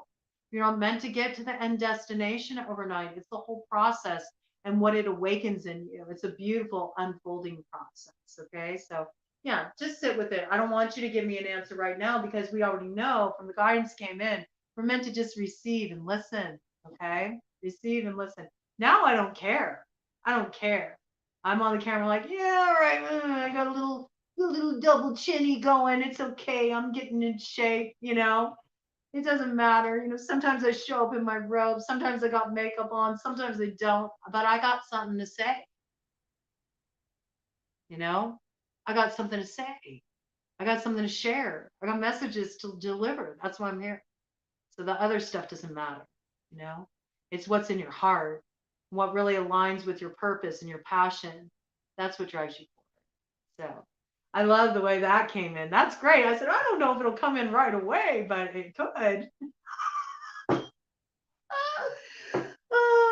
All right, so we're going to open it up for any questions, okay? Or if you have any experiences you've been having that you want to share, anything along these lines. I know it takes time, it takes a little moment to, gather thoughts and type it out. So while you all are doing that, I'm going to gather these things and kind of organize them and put them away just so I can give you an opportunity to bring in any questions you want. I really hope it starts thunder and lightning again tonight because I just love that. I love a good storm. I'm never more happy than during a storm. I don't know what that is. And when I was living in California, in Sonoma County, we never got storms like out here just outside of Detroit. It's very different, with these storms that come in the spring and the summer months. Oh, I love the summer storms. It's just such a show of nature's raw power in the sky. Just always loved a good storm. So I'm hoping it comes back. We've got pretty overcast skies, so I think it might be possible. Might be possible. No questions? No questions? No experiences? Okay. So what I would say is this weekend, just take in. I've never been to Florida. I've always wanted to go. Always wanted to go. I just thought, the coastline looks really beautiful. So I've always wanted to go because um, I spent most of my life in Sonoma County on the Sonoma coast. It's a little north of San Francisco, about 45-minute drive north of San Francisco in the Bay Area, and a beautiful area, gorgeous. Coastline beautiful, very raw and rugged, but it's not like a Florida coastline. It's not like white sand beaches and clear waters. It's very rough and wild waters, full, teeming of great white sharks and, but gorgeous. Just a very ancient, powerful, presence and beauty. And I'll always love that coastline and the redwoods. I don't know. If I'm ever down your way, I might have to look you up because I just really would love to experience that. I've always wanted to go to Florida and just check it out. I think that'd be really cool. I really want to go to New Orleans. That's my number one. I could probably do a 1-2 shot. I could go and check out, Florida. I could go to New Orleans, maybe even go through Georgia. I could just kind of do a little kind of like little southern tour, check some things out. I have friends all over in different places. So, oh, this is interesting. What was that?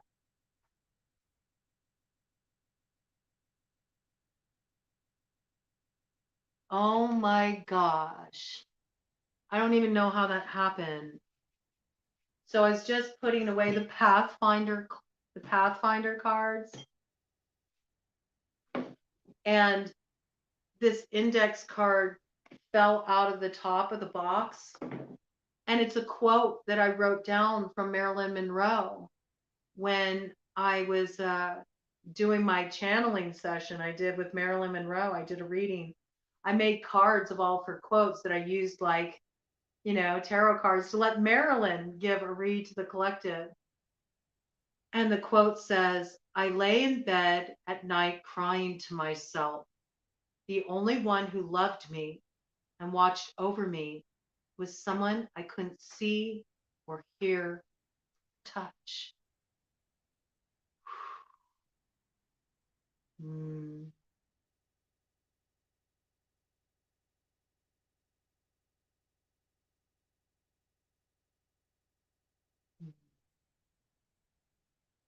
Mm-hmm. It's that thing. We're never really truly alone, right? We're all interconnected. I know there's a lot of people who've been going through stuff. Um, I just did a reading for Aries. I just did a reading for Aries last night. And do be forewarned, if you tune into that reading, it's a spicy one. I also put up that it's a spicy one on the community board, but that message came in so strongly. It needed to come in, and it needed to come in. And so I hope that, it got through to the people who needed it. It might not be for everyone, but I really feel like I can't censor messages. You know what I'm saying? I'm sure people would rather hear really happy things all the time, but I can't. Like when I get tugged like that, it's like, go do this reading and there's a download coming in. I have to deliver the message. And um, there's a lot that can, be protected, preserved, and avoided as well by just getting a message at the right time. Um, so, that's interesting for this to just kind of leave off on that because it made me think like, man, it's so hard to go through some of these things. I have strong Aries placements. I have strong Aries placements in my chart. So it's not like I liked the message that was coming through either, but I already kind of like felt like I was initially going to continue on with that reading series, but I think the space I'm going to give myself is I'm going to kind of just chill out along with you all over these next couple days, and I'm going to read Taurus. I'm going to read for Taurus on Tuesday when I'm back after my break, and we'll start in with the other signs for that spring fever love reading series because I don't want to intermingle the energies either. Taurus came forward real strong, really strong. Earth signs in general, but Taurus was front and center in that Aries read. And I feel like reading them too close after the intensity of that read. I don't want to intermingle the energies. I always want to make sure I give enough space for the energies to come through purely and without too much cross watcher influence or anything like that. But there's something about that quote just made me think of that about what people are going through. A lot of people are having some, oh, is it?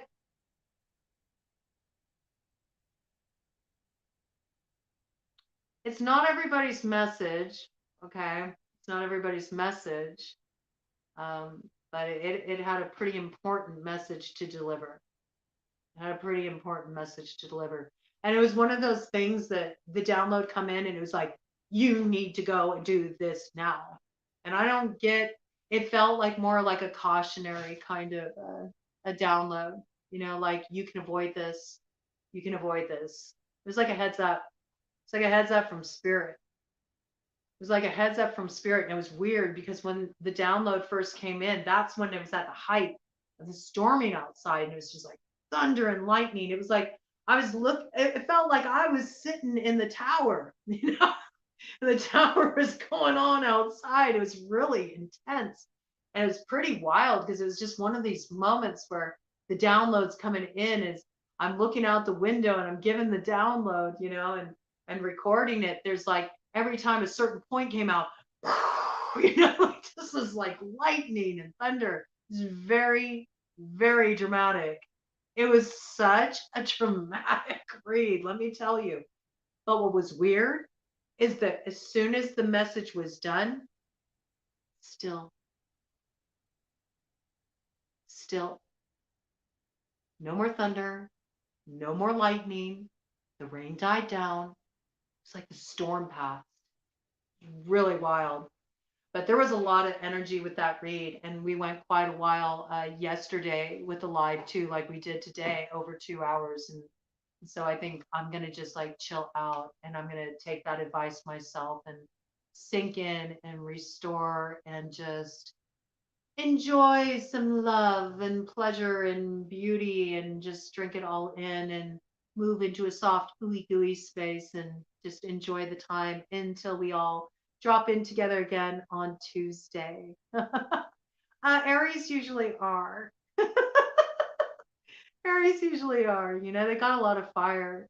They got a lot of fire and they like to use that fire like right away. They have a hard time holding their fire back. I mean, when they get fired up, they're just like, yeah, let's go for it. They do things very impulsively.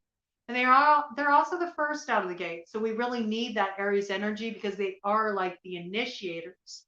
They're the first ones to go, all right, it looks kind of crazy out there, but I'll go ahead. I'll take the first step. I'll take the first step out of the gate. They have that ability to lead. Okay. But they're also they're the younger, they're the younger of the zodiac too. So they can have a bit of that, even though Aquarius is represented by the Fool. They still can really kind of like embody some of that full energy, just being very like inspired and ready to just kind of like strike out there on an impulsive whim and throw caution to the wind. We'll see what happens. We'll figure it out later. So yeah, it was a really good read, and I understand the Aries energy well. Not that I have anything specifically in Aries, except my Chiron is in Aries, which we've been going through a doozy with Aries and Chiron, right? The wound of the self. That's been deep. We've all been moving through that collectively. But I actually have Aries and Chiron right opposite my, Libra native. And then I have those 5 placements in Libra: Sun, rising, Mars, Pluto, Uranus, you know, and they're all in the first house of Aries. So I pretty much still hold the Aries energy like in balance because my stellium's there. So I know all about that energy. I have to do, fortunately I have the Libra. Chiron, Aries for you too. Yeah, it's been hard. It has not been an easy one. It's sort of like reinventing yourself, right? It's like rebirthing yourself. Like I have to be a whole new person now. Oh my God. Yeah, but it's good. It's good for all of us, and we're all going through it. So that's interesting that Marilyn's quote came through like that. So thank you so much for riding it out with me and for spending some of your Saturday with me and dropping in. And to all of you who are going to catch the replay, I really appreciate you too. And to all of you who are just finding out about all this stuff we're doing, you're new here, you're a new subscriber. By the way, thank you so much for subscribing. I really appreciate it. It helps me continue to do this work, get these messages out to more people. So I greatly appreciate it. And that's one of the best energy exchanges you can give to this channel is to hit the subscribe if you haven't. Every little bit, every comment, everything, it helps us, get beyond that algorithm barrier so we can actually reach a wider audience and start to grow, get those messages out there. So I really do appreciate all of you so, so, so much. And I hope you just continue to benefit from everything coming in. And I'm really looking forward to watching all of you go through your process of just, really stepping into all you're ready to embody now. And lots of love and beauty and deep rest and receiving and relaxation. And if you have a chance, give a look at lesson 3 in the Kapha course over the weekend. And if you're new here, you're welcome to jump in at any time. Take it at your own pace. And I'll see you all on Tuesday. All right? Take care. Much love.